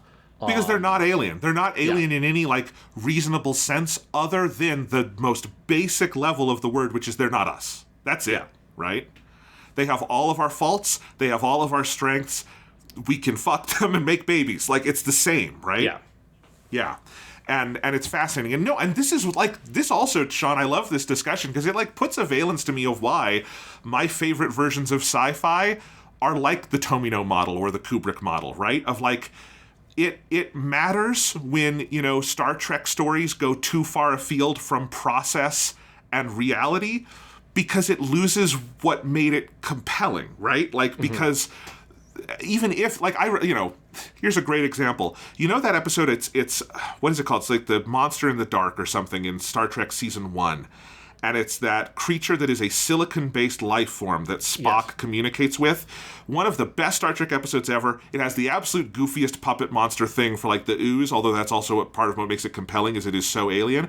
Part of why that episode works is that it is actually rooted in this, it's not real science, but it's that kind of like Mass Effect style thing of like it comes from an actual conception of how the world could be different. Yeah, but it specifically, opens up to silicon is the element below carbon on the periodic table. And so silicon is the next element that can make the most different kind of connections. And so like all of our life is based on carbon, because that's what we define as like organic, because carbon is able to connect to the most different number of things because of the way that its electrons work. But silicon, it is theoretically possible that silicon could do the same kind of thing, and Ideon has the fucking living meteors that are the same idea too. Yeah. And that episode of Star Trek, which Tomino has absolutely seen and internalized, is one of the best Star Treks because of, I think, it coming from... Because it goes also, that episode goes to a very weird, interesting character, maybe even spiritual place. But it starts with that layer of the silicon-based life form in a way that is very compelling. Yes, that I think it is that like that.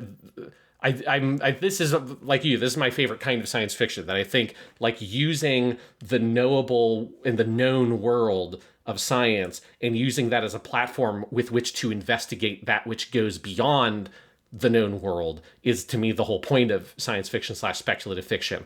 But you need to have such a firm grasp in the known and knowable world as we understand it in order to make that next leap. It's one of the things I find very interesting about like a lot of Victorian science fiction, is that for them, what was the known and knowable world, when we look back on it now with what we know about the world, we're like, well, you're wrong about this, that, and the other thing. But they were very firm in what they felt those scientific facts were and pursued it, to the utmost that they could. But it is, to me, like the whole process and the appeal of the science fiction genre is this exact dynamic, and Tomino is one of the best to ever do it, because he has his weird like madman notebook that both has super detailed drawings of the fucking space colonies with exact measurements and the fucking Lagrange points and all this shit. And then on the other page, he has this insane stream of consciousness screed about the fucking nature of the abyssal memory that we've been implanted with and all this shit. And you're like, you need both of those have to be in the same journal to make a true masterwork of science fiction. So with all of this in mind, I think we've fairly thoroughly answered, to us at least, what the Ide is and where it comes from. I guess I'll just throw it to you, Sean. How do you read, experience, enjoy, stand in awe of the end of this movie? Oh, man, if we're talking about well, actually, before we get to the ending, I want to hit some character stuff that I think will lead to the ending. Fair. Because I want to give some attention to... I was going to say my girl. It's not my girl. It's Tomino's girl. Let's all be honest. But Harudu, and the Ajiba family drama. We've used the word Shakespearean a lot to describe them because it is super fucking Shakespearean. But I think it is one of like the masterstrokes of this movie is that like the backdrop of all of these things we've been talking about of like the karma and the id and the ego, that stuff doesn't come from our characters from the show that we know and love so much. I mean, it's there in bits and pieces, and particularly for Cosmo, he's got his moments.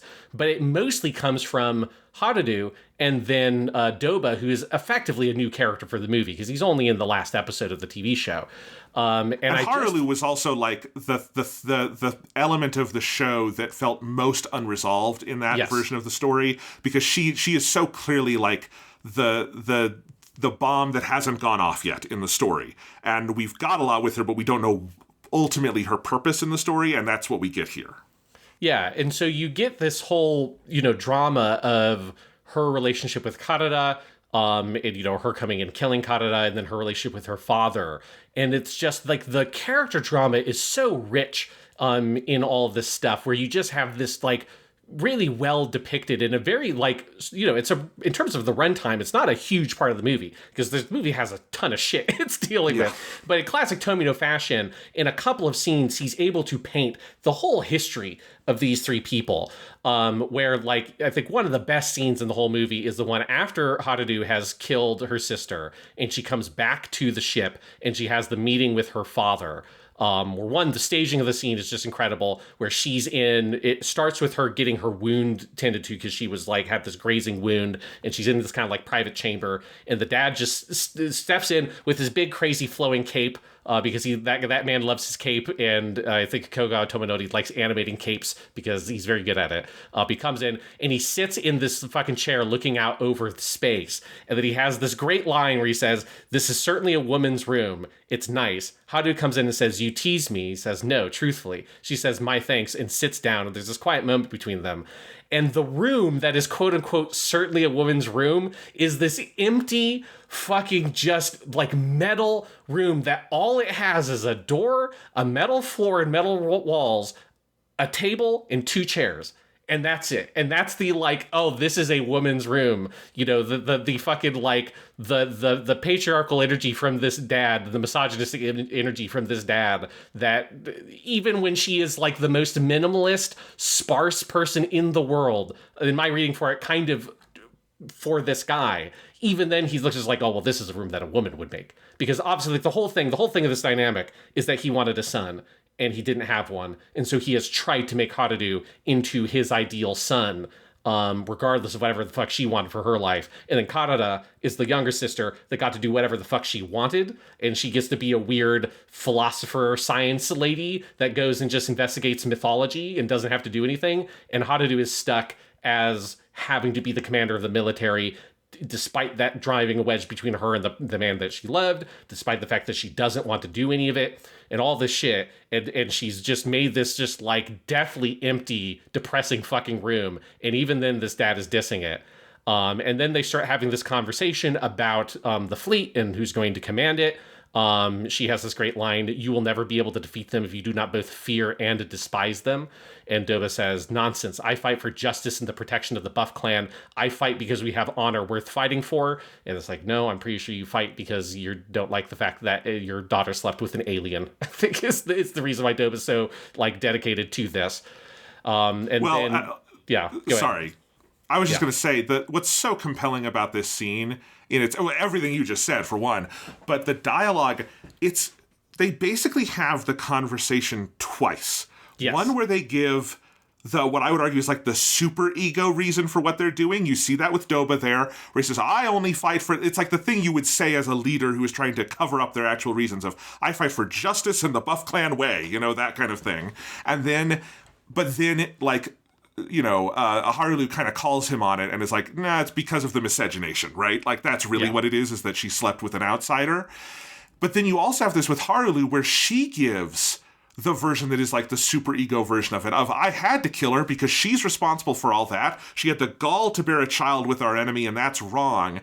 And then after he kind of he clearly sees that she is troubled by having killed her sister, and he tries to comfort her and says, you did well, Harulu. And then finally she gives the stripped away id version of the answer, where she says, no, I didn't kill her to do any of that. I was jealous because she had the things I wanted, which was love. And I never got that. I didn't even get to hear Dharam's last words. We were sisters, but we were so different. And I think the way that scene basically rehearses the entire idea of like ego, super ego versus id, and the way it's stripped away over this like dual conversation is one of the best pieces of writing Tomino has ever done. Yeah, it's incredible. And it's both like it's that, and then it's also the ways in which you see like Doba's reaction to hearing Kata's death. And he is so stunned by it and has to collect himself, and he like barely is able to get out this excuse of saying, like, he says, you have spared our family name a terrible blemish, and as her own kin you made her death quick. You did well, Haradu. Like you can just tell that he fucking hates that his daughter is dead. Like, you just get such a real sense that Karada is the child that he was able to look at as a daughter and kind of dote on to a certain extent, as much as Doba can dote on someone, but didn't have to have the expectations of her because he had this, like, the legacy and all this stuff. And him, like, struggling to get out this, like, justification and having this, like, oh, but you gave her a quick death, which is, he knows that that's not why Haradu shot her, or any of that. Like, he knows that it's, like, it wasn't some mercy, execution or whatever. And then Haradu has that breakdown. She says, I was jealous of her. I hated her. She's able to bear the child of the man she loved, but I was unable to even hear Dharam's last words. We were sisters, but ... and it hangs. And then you get the next best part of the scene is that Doba tries to leave, and then Haradu gets up and stops him. And just the blocking of this fucking sequence is so good. Tomi's just so good at this shit. She says, don't mistake me. And he turns around angry. What am I supposed to be mistaken about? Please allow me to exact our revenge on all of the aliens from Logodao. I will command our entire fleet to do as much. And this is where I'm going to change the translation, because this translation fucking softens what he says. He says, oh, yes, you will, because I did not raise you to be a girl. The translation, the subtitles I have says, I did not raise you to be some emotional girl. That softens it. He literally says, omae o onna toshite sodata do oboi ga nai. Like, I do not remember raising you as a woman. And she says, yes, sir, Supreme Commander. And then she pauses, tears streaming down her face, and whispers for Dharam to help her because she's now totally alone. And this, like, that line where he just turns to her and says, I didn't raise you to be a woman. And then later Doba has his whole speech where he talks about how he regrets her not being born to him as a son. He regrets Karada having slept with this alien man, and that no one can understand how that pains a father like him. That's his speech later. That it's so great at getting at this sort of, like, totally fucked family dynamic that unveils, like, this is the root cause of all of this shit. Like, all of this shit is from this awful dad who fucked up both of his daughters in two very different ways. And Karada ran away from all of this, ended up investigating the Ide and all that, and that's what leads to this first kind of confrontation. And then Haradu is so responsible for escalating the conflict at each possible turn, because she has to be this perfect military commander to live up to the legacy of this father, and has to abandon any other life she could possibly want to live. And you also have, like, one other great moment that illustrates this is earlier in the movie. You have that great scene with her and the two Buff Clan ladies that are with her.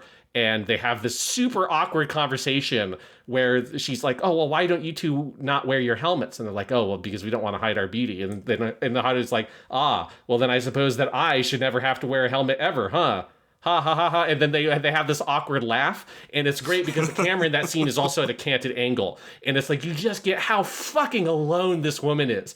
That she can't have any relationships. She can't have any fucking friendships. She has to be their commander. And she has this sort of like attempt at kind of this vain, like kind of womanly banter with these other girls. And she just can't really do it because she can't really be one of them.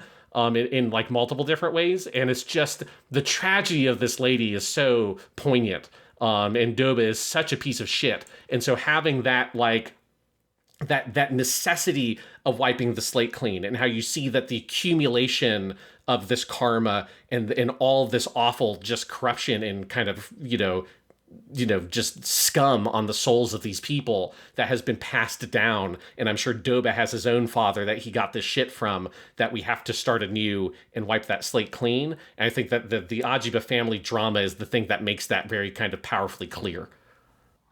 You're so right. I love every bit of that analysis. And I'm glad you pointed out the thing about that, the one line of I did not raise a girl and how the subtitles soften it. Because I do find that's got to be the number one problem in subtitling Japanese stuff is how language gets softened in those ways. And I understand why it happens. It happens because Japanese is a language with a lot of like suggestion inherent in it that you have to add to when you're subtitling. But sometimes it goes too far. I had that with when I was teaching the other day. We were teaching the Isao Takahata movie Only Yesterday, and there's this really key line where the main character's reflecting on the sort of male lead of the movie and says, the subtitles translated as, he was the one whose hand I wanted to hold now.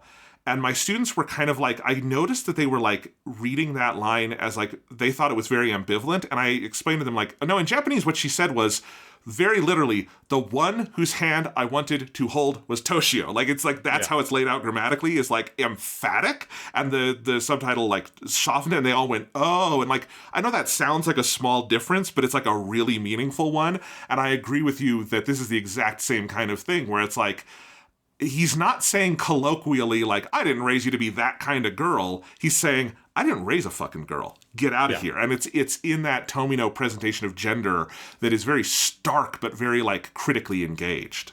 Yeah, and I feel like the whole context of that scene really leads you to wanting to give the harshest, most direct translation. Because again, I mean, I think the best line in this whole movie is Doba sitting in that chair and saying, "This is certainly a woman's room. It's nice."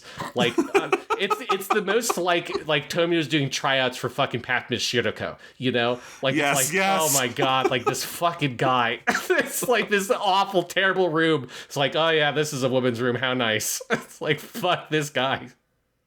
It's so good. And honestly, Sean, I'm impressed with just how great Doba and Harulu are in this movie, considering Doba is effectively a new character, and Harulu, not that the show lost the plot on her, but she is not super present in that last run of episodes, because this is where she was going to be present, right? We just didn't know it until you watch the movie. But like, it's very different than like the Zabi family in Gundam, who are pretty evenly distributed throughout the whole show in a way that when you build to the big moments with them, there's been a lot of groundwork laid.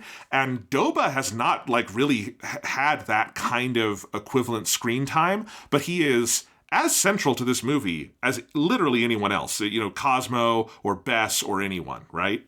Yes, absolutely. I mean, the Fujitsu Noto book I have, like, his breakdown of the movie is he basically says, like, this is Doba's movie. Like, this movie is kind of about him more than anything else, because all of our other characters, well, it's about him and Harudu, but everyone else is at their kind of end point, and these are the two characters that their drama is the thing that actually pushes the whole story forward. It's totally true. I mean, it's why I said I think Doba's big speech that I quoted earlier was to me like the Rosetta Stone moment of the movie. But I think that other scene also that you were just going through is one of them too. No, it's great. And we didn't mention Doba's VA, I think, last time much, but you did note it here. It's Ishimori Tako, who also we will hear in Zeta Gundam as Franklin Bidan, Camille's really, really shitty dad. Yes. And he also was Sengoku on One Piece until his death in 2013. They've had to recast that character, which is sad because he was very good. But because he did pass away about 10 years ago. But it's a fucking titanic performance in this movie, right?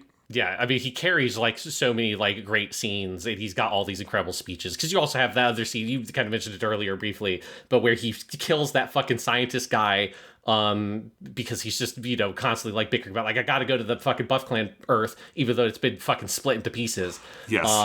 And then you just later have this just incredibly surreal sequence where that guy's just back as a ghost, and there's that little back and forth, and then Doba's like, wait, what? And he turns and looks at the body, and then he looks back at the ghost just quietly sitting there and laughing and being like, ha, ha, ha. You know, now that I'm dead, I kind of get what you're all about, Doba. Then he just fades away, and then Doba has the great line that the translation did, or the subtitles did do the right job, and he says, is this the true invocation of the Ide? They translated the word Hatsudo as invoke, and it's like, because that's really where it begins. That's one of those real End of Eva moments where you see where End of Eva pulled something from here, is like End of Eva has that kind of moment near the end when like the ghosts or the ghostly figures of Ayanami Rei start appearing, and you're like, oh, this is the point of no return. This is where the fabric of reality has become totally fucking porous, and anything can happen at this point because fucking ghosts are walking around. Yes. And it's such a Shakespearean moment. It's so like end of Richard III, where is it Richard III where he's talking to the ghosts at the end, or is that Richard Yes, II? Richard III has ghosts, Julius Caesar has ghosts, Hamlet has ghosts. Yes. There's lots of ghosts. There's lots of ghosts. I love the Richard III scene. That one always sticks in my memory because it's effectively the climax of the play at the end, where they come out before the last battle. But yes, it is. And Doba is Doba could be the subject of a Shakespearean history. Like, that's the kind of character he is. Yes. And it's perfect. Yeah, I love that scene. Yes. Oh, and Macbeth has ghosts. I knew there was one big ghost one that I was forgetting. Macbeth is the other big one. Yes. We could do coming next month to Purely Academic, Ghosts in Shakespeare. What are they all about? Hey, don't threaten me with a good time. I was going to say, I say that as a joke. Like, that actually could be a perfectly fun podcast to do if for no other reason we would get to, like, watch Hamlet and Macbeth. That's pretty much always a good time. Yeah, I mean, Sean, there's so much crazy shit in this movie. I mean, talking about, like, Doba and Harulu becoming effectively, like, if not the protagonists, the, like, movers and shakers of this final phase of the story. The fact that Karala dies halfway through this movie is fucking nuts. Because I think you could very easily make the argument that she is the protagonist of Ideon. Like, certainly early on, more than Cosmo is. I think Cosmo kind of comes into that role, although Cosmo is never really the decision maker in the sense of someone who, like, advances the plot. And Karala is that person, and she is brutally shot in the face and just gone. And I feel like that is, when you talk about points of no return, when you realize that it's happened for real, she's actually dead, she's not coming back, the body is deceased. To me, that was the moment of kind of, that's the moment where the movie starts playing its hand to me of what it is really doing, in that, in stripping away the narratives, which also means stripping away the ego and all these other things, and the path we are going down is this extinction level, everything's going event. You know what I mean?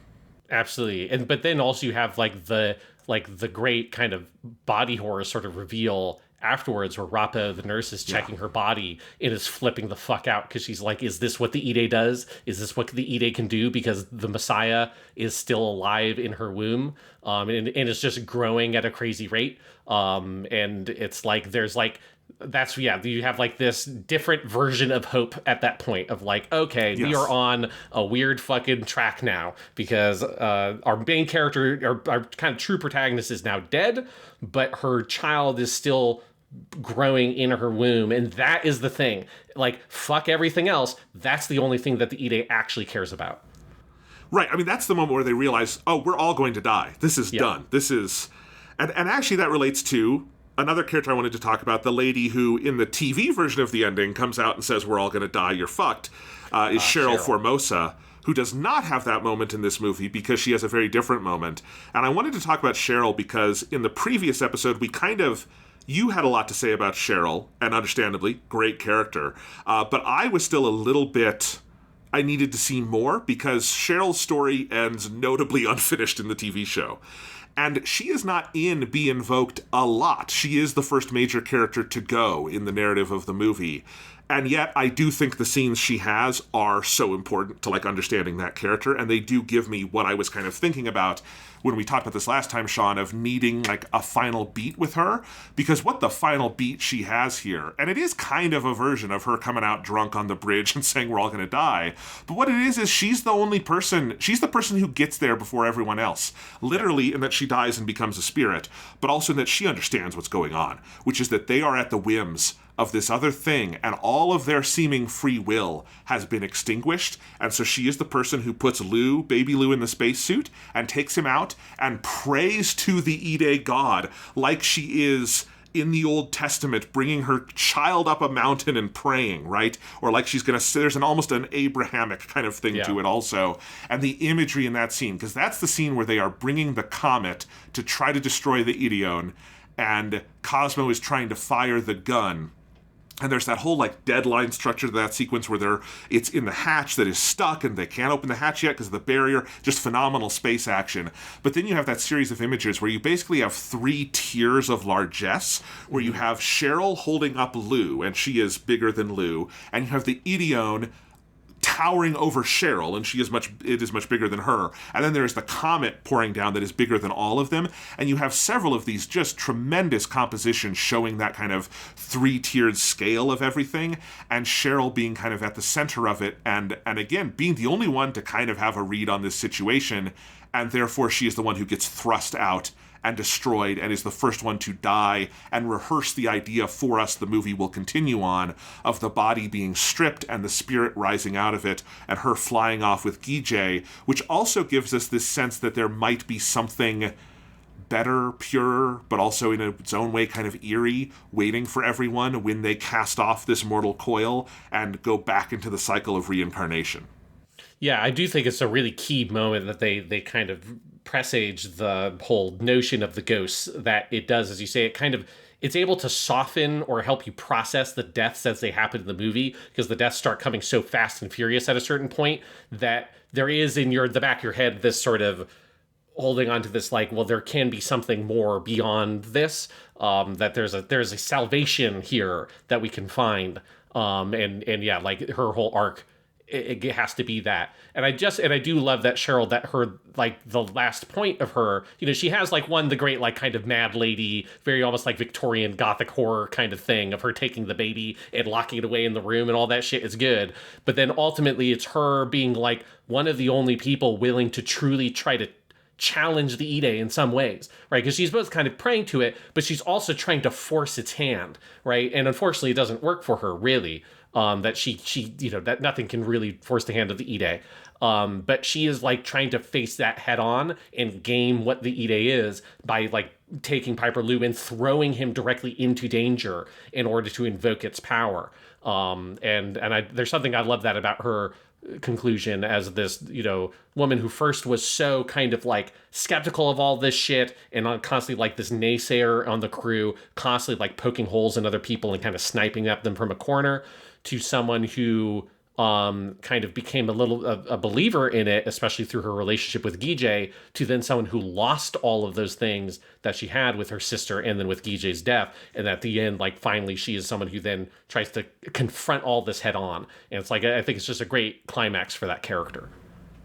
Totally. And it just speaks also to, like, this is a no small parts movie, right? Like, yes. Cheryl is in here briefly, but she is very important. It's something that I think is striking about how Tomino uses character deaths in this show, that you can have characters like Gijay and Cheryl, who are as big as anyone else in the show. They are absolutely main characters who can die before we get to the climax, but their deaths are so important to everything that happens.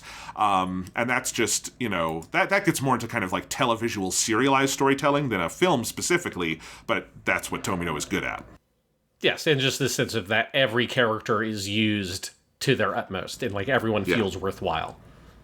Yeah, even Nurse Rappo, who kind of, yes. I think she's always there technically, but you kind of forget about her until you have the little arc with Moira and his death and all of that.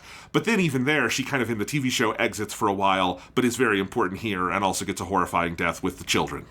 Yes, and you have Fob, the little kid who had the doll and all that in the Moira arc, and here he's just blasting motherfuckers with a rifle, which is both cool and horrifying at the same time. It's yeah.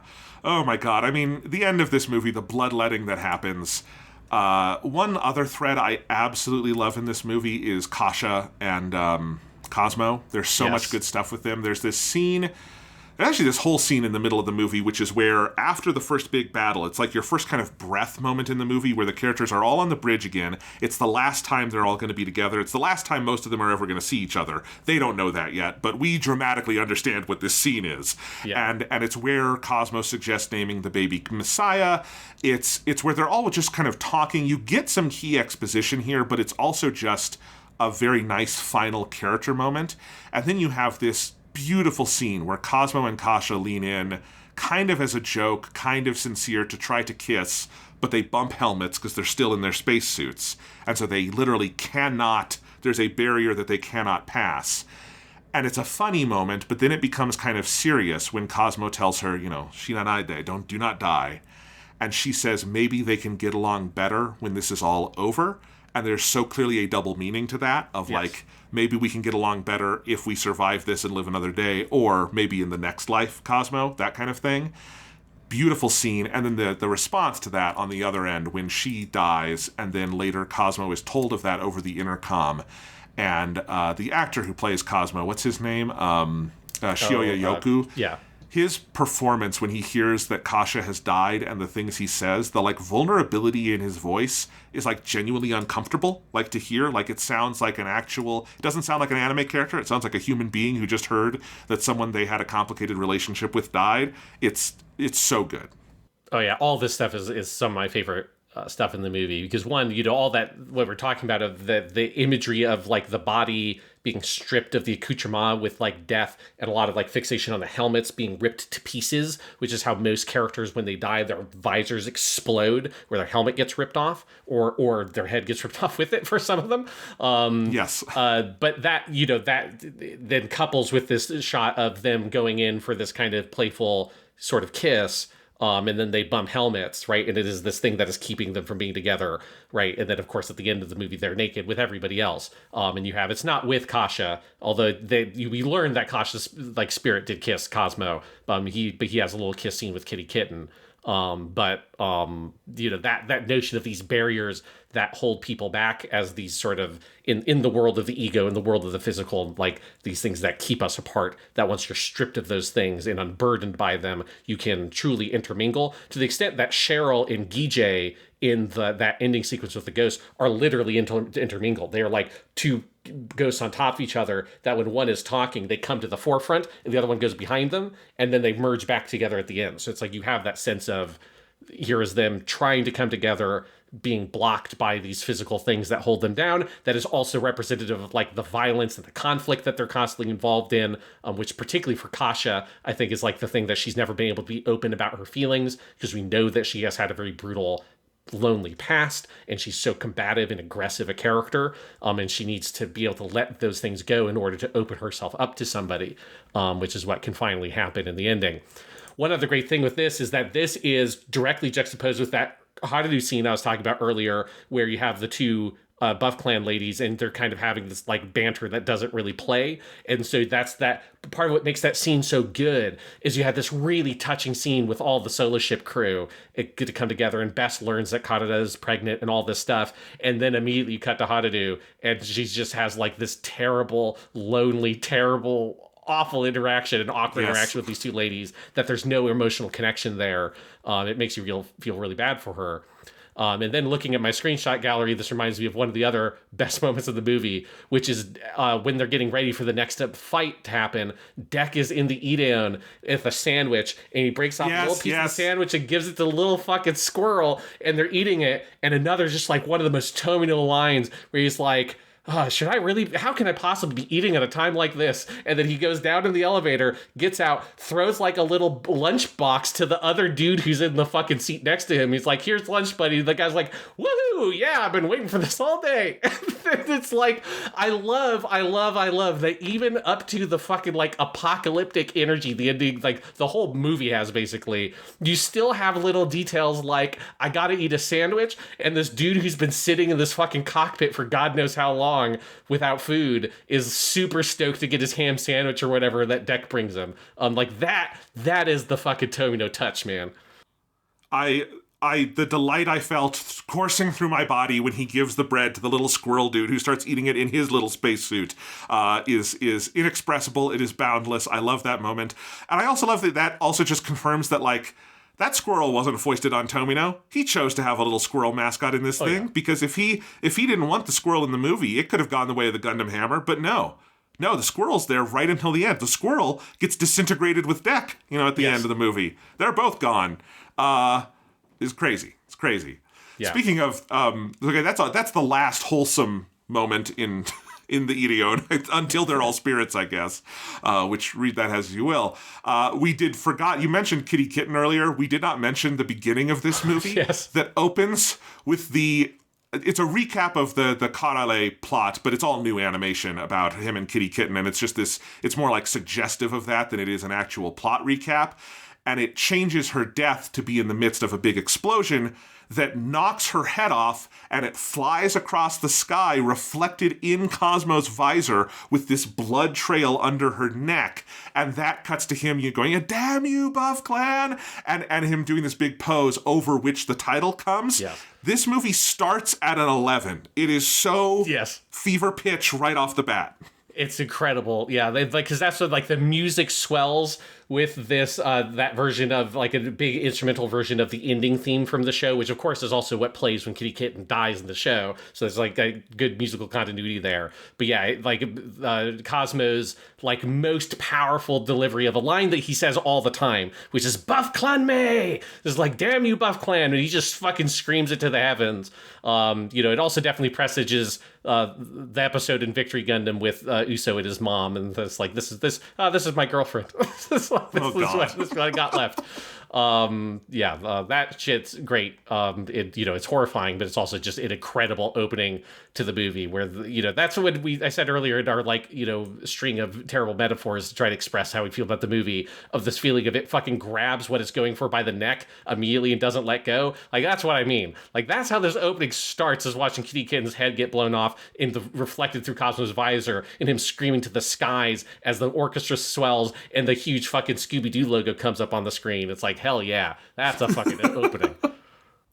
I also think the scene that follows, which they do all of the credits over, and they do some picture-in-picture stuff to kind of facilitate that, and it's basically doing a recapitulation of episode 38, where the planet gets split in half and all of that stuff. And I think, like, just the way this movie gets in is so artful in how it does all that, because obviously it's a really weird task to take what was none of this was intended to be a movie. This was just the last 4 episodes of the show. You have to take that and make a movie out of it. And I think then you have the choice of, like, well, how much recap do we put at the beginning of this movie? We have the separate recap movie, but I think having it be the Kitty Kitten moment and then this sort of montage-style version of that horrifying thing that happens with the planet being split in half is such a great way to get us into it, and then diving into kind of an accelerated version of what was episode 39. And the events of episode 39 serve as a cinematic inciting incident really well, I think, of that it starts with this moment where the Ideon tries to cause this final conversation between Karala and Doba. It doesn't work, and then there's this escape. Like, again, that just works as, like, the beginning of a 3-act structure, or as the beginning of a Kisho Tenketsu, however you want to say it. But I think with that little bit of, like, spice at the beginning of reminding us of the Kitty Kitten thing, reminding us of the Ideon tearing planets in half, it's a very artful opening to a very hard movie to start, because it's technically just episodes 40 through 43 in script form, at least. Yes, but it's a really good way of easing you into things. And it's kind of interesting when you think of it as the double feature with a Contact, where there's almost this, like, vague implication that, like, the rest of the TV show somehow happened after that movie. Even though the movie, moves all the stuff around and it has, like, Gige has joined the crew by the end of a Contact. But then you have all the kitty kitten stuff here. And then you've got that sort of, here's this compressed version of Cheryl's relationship with Gijay, and then Gijay's death, and the planet getting split in two. And it is kind of like, it makes it an interesting kind of double feature, because it sort of implies that there's some other Space Runaway Ideon compilation movie that they didn't make, that does all the other stuff. That just sort of happened in the middle of it all. I know he will do that again with the Turn A Gundam movies eventually, which basically he only had 2 movies, so the middle of that series just isn't in them, and the second movie opens with kind of a suggestion of all that stuff having happened, which is an interesting way to do it. Yeah. Yeah. Okay, what else do you want to talk about before we start wrapping things up here, Sean? One thing this kind of hits on a point you had earlier. It was in I talked about Kasha's death and Cosmo's reaction to it. One thing I just want to shout out, because it really jumped out to me. It's true for the TV show. It's true for this movie. It's something we talked about with particularly early on in Weekly Suit Gundam, of one of those like little stylistic things that Tomino does that I think is very distinctive of his style, is his attention to the continuity and transmission of information in scenes. And I just love those little attentions to detail of like the way that information is transmitted about Kasha's death, that she dies and then Fod sees it, then Rappo runs over and Fod tells Rappo what happened, then Best learns about it. Then a little bit later, Best tells Cosmo over the radio once things quiet down. Cosmo hears it and he's like, yeah, okay, what? And he can't quite respond to it, has to do a thing, and then he has to sit and process it. It's very similar to like the way that Ryu Hosei dies in Moles of Gundam, where it's like he dies, nobody knows at first, like, who was that? Like, Amur's like, who the fuck was that in that thing? And like, this information has to get passed around until it kind of lands. And it's just such a great way of kind of centering all the characters. It's part of, I think, an essential thing of his whole idea of we want them to feel like real people operating on real motivations. And part of that is you have to have like a clear understanding of what characters do and do not know, and the revealing of that information. And it's, that's an example of where it's very dramatic. But I think one of the things that makes it work is that it's also true in places that aren't dramatic. So there's one little moment where after you've had all the kind of heartwarming stuff of like, we're like the calm before the storm, and Cosmo has named the Messiah and all that, he comes back into the Ideon. Deck has been sitting in the Ideon cockpit to be ready for if anything comes. And Cosmo comes in, he's talking about what's happened, and he offhandedly mentions, like, we gotta protect, Karada and Messiah. And Deck's just like, Messiah, what the hell are you talking about? It's like, that's the name of Karada's baby. And it's like such a little moment that anybody else would not write that scene. They would cut that out. They would have like whatever other exposition was in that conversation would happen in a different way, where either you just assume that Dex somehow knows this information, or you wouldn't bother to write a scene where he learns it. But it's like, some of those little touches are so like key to me in Tomino's style of like, they seem so like insignificant and unimportant, and when you've got a 90-minute movie that has to do as much shit as this movie does, your instinct would be like, cut that shit out, like, why is it even in here? But I think it's really important to make it feel like these are real people, that of course Deck has no idea what any of the shit that happened in that last scene was. He wasn't there. We were, that's the audience, we saw it, he didn't see it, so he needs someone to tell him what the fuck we're talking about when we just say like, and we've got the Messiah on board now, by the way. Yes. I mean, it's even like not clear if Deck knows what that word means, because in the conversation earlier, Cosmo is even grasping for, he's like, what's the name of that like legendary savior? I love the way they basically obliquely describe Jesus in this movie is great. And someone says, oh, Messiah, right? Which is kind of a weird way to refer to Jesus. Like, what was his name? Well, his name was Jesus, but his like title was the Messiah. But they do that, and so they're kind of awkwardly using it. And Deck is like, that's weird, because Deck probably doesn't know any of that. And it's exactly what you're saying. I couldn't agree more.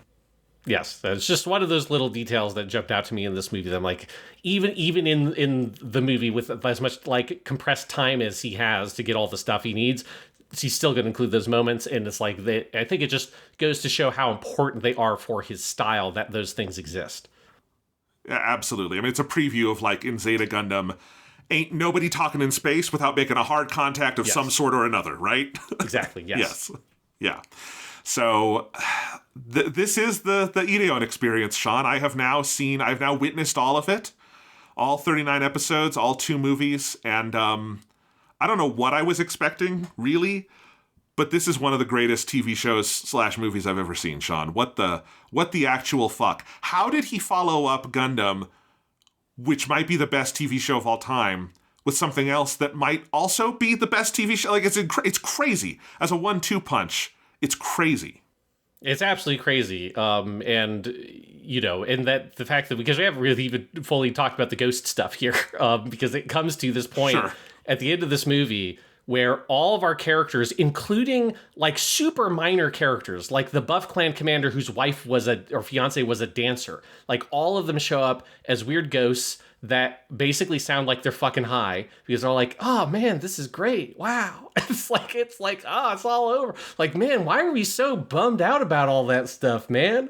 Like, it's great life. Come on. And they're just floating around in space. You get some very, like, if you thought the sperm imagery was there at the TV show, you get a couple of shots of the, like, stars with these white milky trails behind them that is very explicitly sperm imagery. But one thing I want to hit as we're kind of wrapping up this conversation is with this ending, I think the way it's all structured around, you get like this parade of the ghosts and they're all happy and you see basically everybody, they fucking start singing happy birthday to the children, like to all children everywhere, which is about the cheesiest thing in all of Tomino's works is like, let's end this with people singing happy birthday to all children. But it works because it's just the weird tone here. Because again, we have just watched, like the last thing we saw before this happened was Cosmo getting his fucking arms blown off and blood gushing out of them. And that blood then turns into these white rays that shoot across space. Then he melts in this really bizarre, fucking awesome looking wipe where everything's like this really harsh white and black. And he just gets dissolved in it. And now you're like watching all these ghosts dance around. But then this little detail of him having Cosmo be this one soul that hasn't woken up yet. And there's something so beautiful and dramatic about this whole sequence of Kitty Kitten stumbling upon it. Kasha's already by his side. You have this little kiss, which is a really iconic shot from this movie, is the two ghosts at the kiss. That's also, you know, if we're thinking about like the ending of F91 and kissing in space and all that kind of stuff. If we want to do a Tomino drinking game, you have to take a shot on this one because we got it here. But like, there's just something about the notion that of Cosmo being someone, because of how hard he fought, how much he cared about all of this stuff. You know, he was so wrapped up in it and so kind of possessed by it that he's the last one to wake up, that he's still, you know, chained in some way. He's so closely attached to that world because of how hard he fought. It's kind of like, you know, and that's the thing that drove him, even when he didn't have, you know, the deepest romantic relationship where all these people are romantically paired up, other than, I mean, the funniest thing in the movie, forgot to mention, is the one dude, the co-pilot guy who floats by. It's like, who's laughing? Look at me, I'm all alone. Because he didn't have a girlfriend, and so he's just alone in space. And Space Ghost. But Cosmo also had this kind of fleeting thing with Kitty, this fleeting thing with Kasha. He didn't, it's like, it's not a single personal relationship that he was wanting or had lost that is chaining him down. It's like this bigger thing about what he was trying to fight for with his mortal life and the time he had, and how hard he pushed it. And that there's just this moment of he's not waking up and he needs to be pulled out of that world and kind of embrace what is beyond it. And I think like that's the moment that makes this ending work for me. That it's not all just like happy ghost times, like we've left the mortal coil, we're entering the cycle of reincarnation, and it's all just good now. It's that like there is something powerful about that mortal world, about that corporeal world that he fought and died for, and that he bled, and the tragedy and all these things, and everything that he did, that there is something that mattered about all of that that is still holding him back before he can move on. And that's the thing that really makes this ending land super, super powerfully for me. I'm glad you said that, because I agree. I think this ending could come across as like atonal or treacly if you didn't have that aspect of it, because I think it opens up for more uneasy readings of what is going on. It allows you to have this little kind of final human cipher to move through and to see, and again, to like have a continuity with what came before, right? Of him fighting to the bitter end, and even then it like it karmically stays with him into this space of reincarnation, right? It's so powerful. And as I'm looking through your screenshot gallery here, I also just want to shout out the animation in this sequence. We could spend a whole podcast talking about how good it is. One special thing they do here that is just incredible is that there is actual illumination in these shots. There's actual light. Like, most light in animation is obviously a simulation. It's someone drawing, like, with yellow, the sun, or something like that, right? It's someone drawing a shadow on something. But here you clearly have parts where they have, like, cut out or made, space in the image to shine actual light through. You see it with, like, Messiah, the baby rising out of Carla's womb, where you have this kind of pinkish light that is very clearly actual light being shown through the film. You have it with all these, like, stars in Cosmo's eyes when he wakes up, or some of the big, like, yellow fields, like when Messiah flies away towards the camera at the end. And even the kind of final animated shot of the movie before we get into some of the live action stuff is this sunrise over this, like, bay with water, and all the souls are, like, flying up, almost like a reverse meteor shower. It's just incredible. And that is clearly an image that has several layers, some of which are animated. That part with the water has to be some kind of live action composite because of the way the sparkling is working on it. But, like, it also all looks much cleaner and more well done than you would get from your typical, this would be like optical printing processes to work all of this stuff up. So whatever technology, like, they were using and the processes they were using makes for a much cleaner, more coherent image than you would typically get from doing this kind of stuff in animation. And it's a real wonder to behold. Yeah, and that's all combined with, like, the fact that they do, however they did it, for the transparency for the ghosts, and the like slightly, like, kind of blurred and faded look. Like, a lot of it looks like some of the blurriness of it looks like a kind of optical effect of something they're doing photographically. But it's just like there's something so surreal about the ending, and I think it's a combination of, like, one, that most of it is animated on ones. Like, everyone gets very Disney all of a sudden because of that. But that really works with, like, the dancing ghosts in space and singing Happy Birthday and all of that. But it's also, it's, as you're talking about, like, the lights that they have used, it's just, like, so good, well done in this movie of using, like, actual optical light. It is kind of like that, shining it through the film and with little sections of the film cut out. And to allow, like, actual light bleed. They do this with, like, strobing lights in a lot of the combat scenes as well. It's just, like, really well done. They do it for a lot of the stars here. They do it for that shot of the bay at the end they're pointing out. And all of that combined with however they're doing the transparency. I mean, I've just never seen a sequence in an animated movie that looks like this. It's such a distinctive aesthetic for the transparent ghosts. It's really cool. And it's just one of the things that gives it that super surreal quality to the overall image. And then you have the live action inserts that are the most CU Boulder coded avant-garde images I have ever seen in my fucking life. I have said this before, where I found, on occasion, some affinity between sometimes when in Tomino shows some of the imagery, particularly in backgrounds and Stan Brakhage films, but I've mostly said that as, like, I find an affinity, not that I think there was any inspiration going on. The last set of images is so, like, similar and, like, of a piece with particularly Stan Brakhage's Dog Star Man, which is it's a set of films. It's 5 parts. It's a prelude in 4 parts made in the 60s, but it is, like, his most well-known masterpiece that, like, I would genuinely be shocked if that wasn't in some way on their minds. It is so coded to that. I know there's also, like, a 2001 connection here, but, like, there's something specific, particularly the image of the doves at the end and the way that looks like it's been solarized. It's just there's so much affinity with some, like, a particularly American avant-garde artists from the 50s and 60s that, like, it felt like it was made for me specifically to go bring to my school and be like, look what I found in this anime, guys. It's so crazy.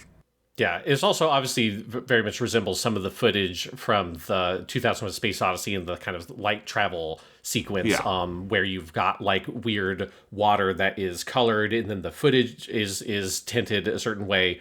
But it is... Yeah, it is a pretty. And 2001 was inspired by those same things too. To be clear, that movie is from '68, so yes, absolutely. Yes, but it is cool thing. And you also, I love the transition into that is you get that whole like cool like kind of bokeh shot where everything goes out of focus on the beach, and that's how it then transitions into the water. In the sense of like we've kind of, I mean, another thing that End of Evangelion kind of, I think, pulls from this is this, like, we transgress into the real world, although here it is this kind of bizarre version of the real world. But I do believe that's, like, to me, this kind of, like, part of, like, what this is representing is, like, this leads into the world that we live in. It's like we are the third universe. We're the thing beyond the universe of order that was the world that Cosmo and them lived in, and we are, like, the next, realm of possibility and all that kind of stuff, which is obviously a running theme in how Tomino ends a lot of his stuff, like particularly like Reconquista G is the most explicit of those, of like, and now we have to take these ideas and bring them into the world we live in. But I also think that's what this is doing with the live action, is like we are birthing a new universe. It's imagery of the ocean and water where life is created, but it's also imagery from our world. And it's like we must bring this forward. If we want to avoid the extermination by the Ide and all these things, like we must find ways to throw off our karma and all these things to create a better world for us. How do you think we're doing at that these days, Sean? Oh, not so good. I think we could be doing a better job. I wish we had a Cosmo around to like psychically lash out at motherfuckers and just scream at them. Because the Cosmo gets very good at this in this movie with his righteous, very Camille-esque righteous indignation that I always like from a Tomino protagonist. We could use a little bit more of that around these days. We didn't mention Cosmo being the badass of all badasses near the beginning of this movie, where he's running around the ship with his like beam saber in one hand and his blaster in the other, and he's like got his jetpack and he's flying, and then he's getting in and out of the little mechs that they bring on board. Oh my god, he's basically like, he's positioned in the story as Luke Skywalker, but he's got the skills of Han Solo, and it's a very nice combination. No, I mean, there's no doubt that Cosmo Yuki is like the greatest badass the universe has ever known. If there's one improvement that the Ideon being Invoked could have, it's that he doesn't ever have his big fuck off Bowie knife from the TV show that he uses to like fucking murder someone with, because it's, you just don't want to fuck with Cosmo because he will fucking kill you. If the movie weren't actively pushing against the act of over-narrativizing things at the end, it really should have ended not with Doba getting killed by his own guys and the Ideon punching in, but the Ideon punching in, Cosmo running out onto the fist of the Ideon, and then knife-flinging right into Doba's skull. Yes. That would be like the very extra version of this ending, and I understand why that would be thematically inappropriate, but it would be cool as shit. And then you get a good close-up on Cosmo, and he just goes, "Stick around."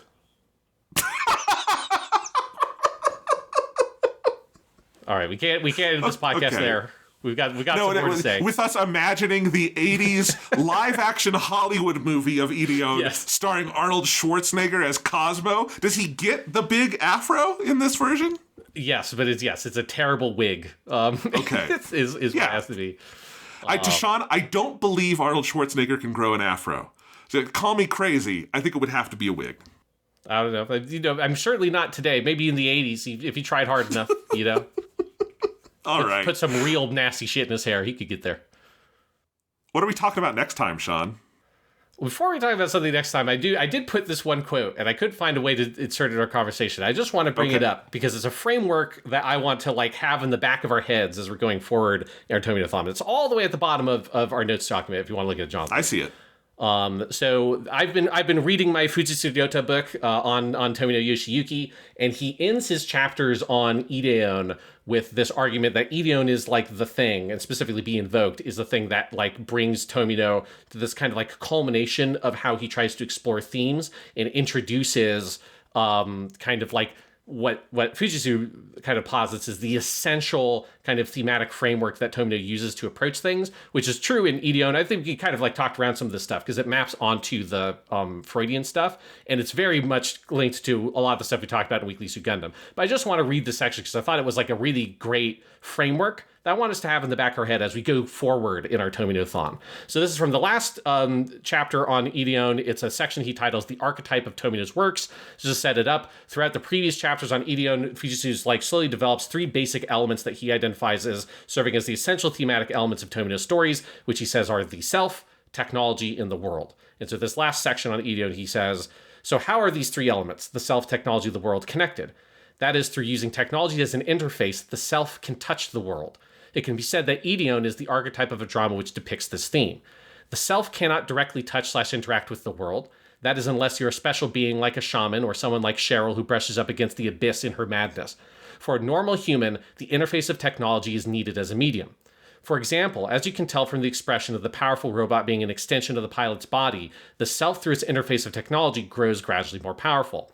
But that is not always because it leads the self to the world. The self, through growing more powerful via the interface of technology, can potentially lose control and ultimately destroy itself. The only thing that could control these rampages is that thing known as wisdom. To bring this back to Ideon, we could describe it as a story where the self, which is bound by karma, uses the technological interfaces called the Ideon and the Solo Ship to seek out a better possible world.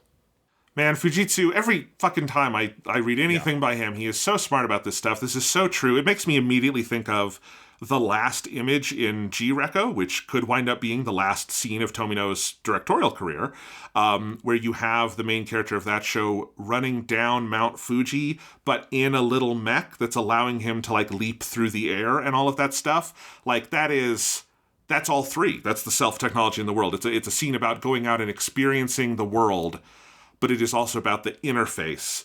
And absolutely, this is such a smart way of summing all of that up. Yeah, I thought it was like, I really wanted to bring that little piece in because I read it, I'm like, God damn, that's good. That's a really, because again, I mean, we talked a lot about this stuff with Weekly Suit Gundam, because obviously this is all over Gundam. I think you see Mobile Suit Gundam is the thing where he's like discovering these themes for himself in many ways, and I think that's how you see it evolve. Because, I mean, God, all the stuff with Amuro and Rambaral and him deserting and the fight with the goof, like, all of that is this. It's like, it's very directly like this idea of the self needing this sort of like apparatus, this mechanical apparatus in which to interact with the world. And you can really broadly interpret this as a technology, not even necessarily literally being technology like robots, but also the body itself is a technology that one uses as an interface with the world, because I think that all connects to this as well. But I like the framing of like Ideon is the thing where it feels like Tomino has for the first time, like kind of fully explored and understood these ideas that he was trying to get at. And like Gundam is the thing that cracks it. And then Ideon is something after he has really cracked that for himself. And so it is, I think, like a really potent and very interesting and kind of powerful way of expressing a lot of these essential ideas. And again, I think you can very clearly just take everything we said about Freudian psychoanalysis and basically map it onto the id is the self, the world is the ego, and technology is the superego, is like this interface, right? And it's like it matches onto those concepts in a very interesting way.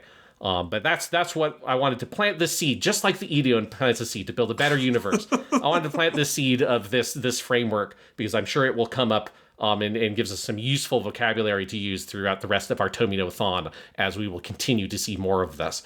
And we will maybe see it next time. I have not watched enough of this show to know, but what I've seen I really like, and I'm thinking that it's going to hit this stuff because next time on our Tomino-thon, we are going to talk about Combat Mecha Zabungle. I'm going to have to get a cowboy hat, get a good old-fashioned six-shooter, because we're going out to the old west, but it's robots, because that's the bungle, and it seems pretty fucking cool.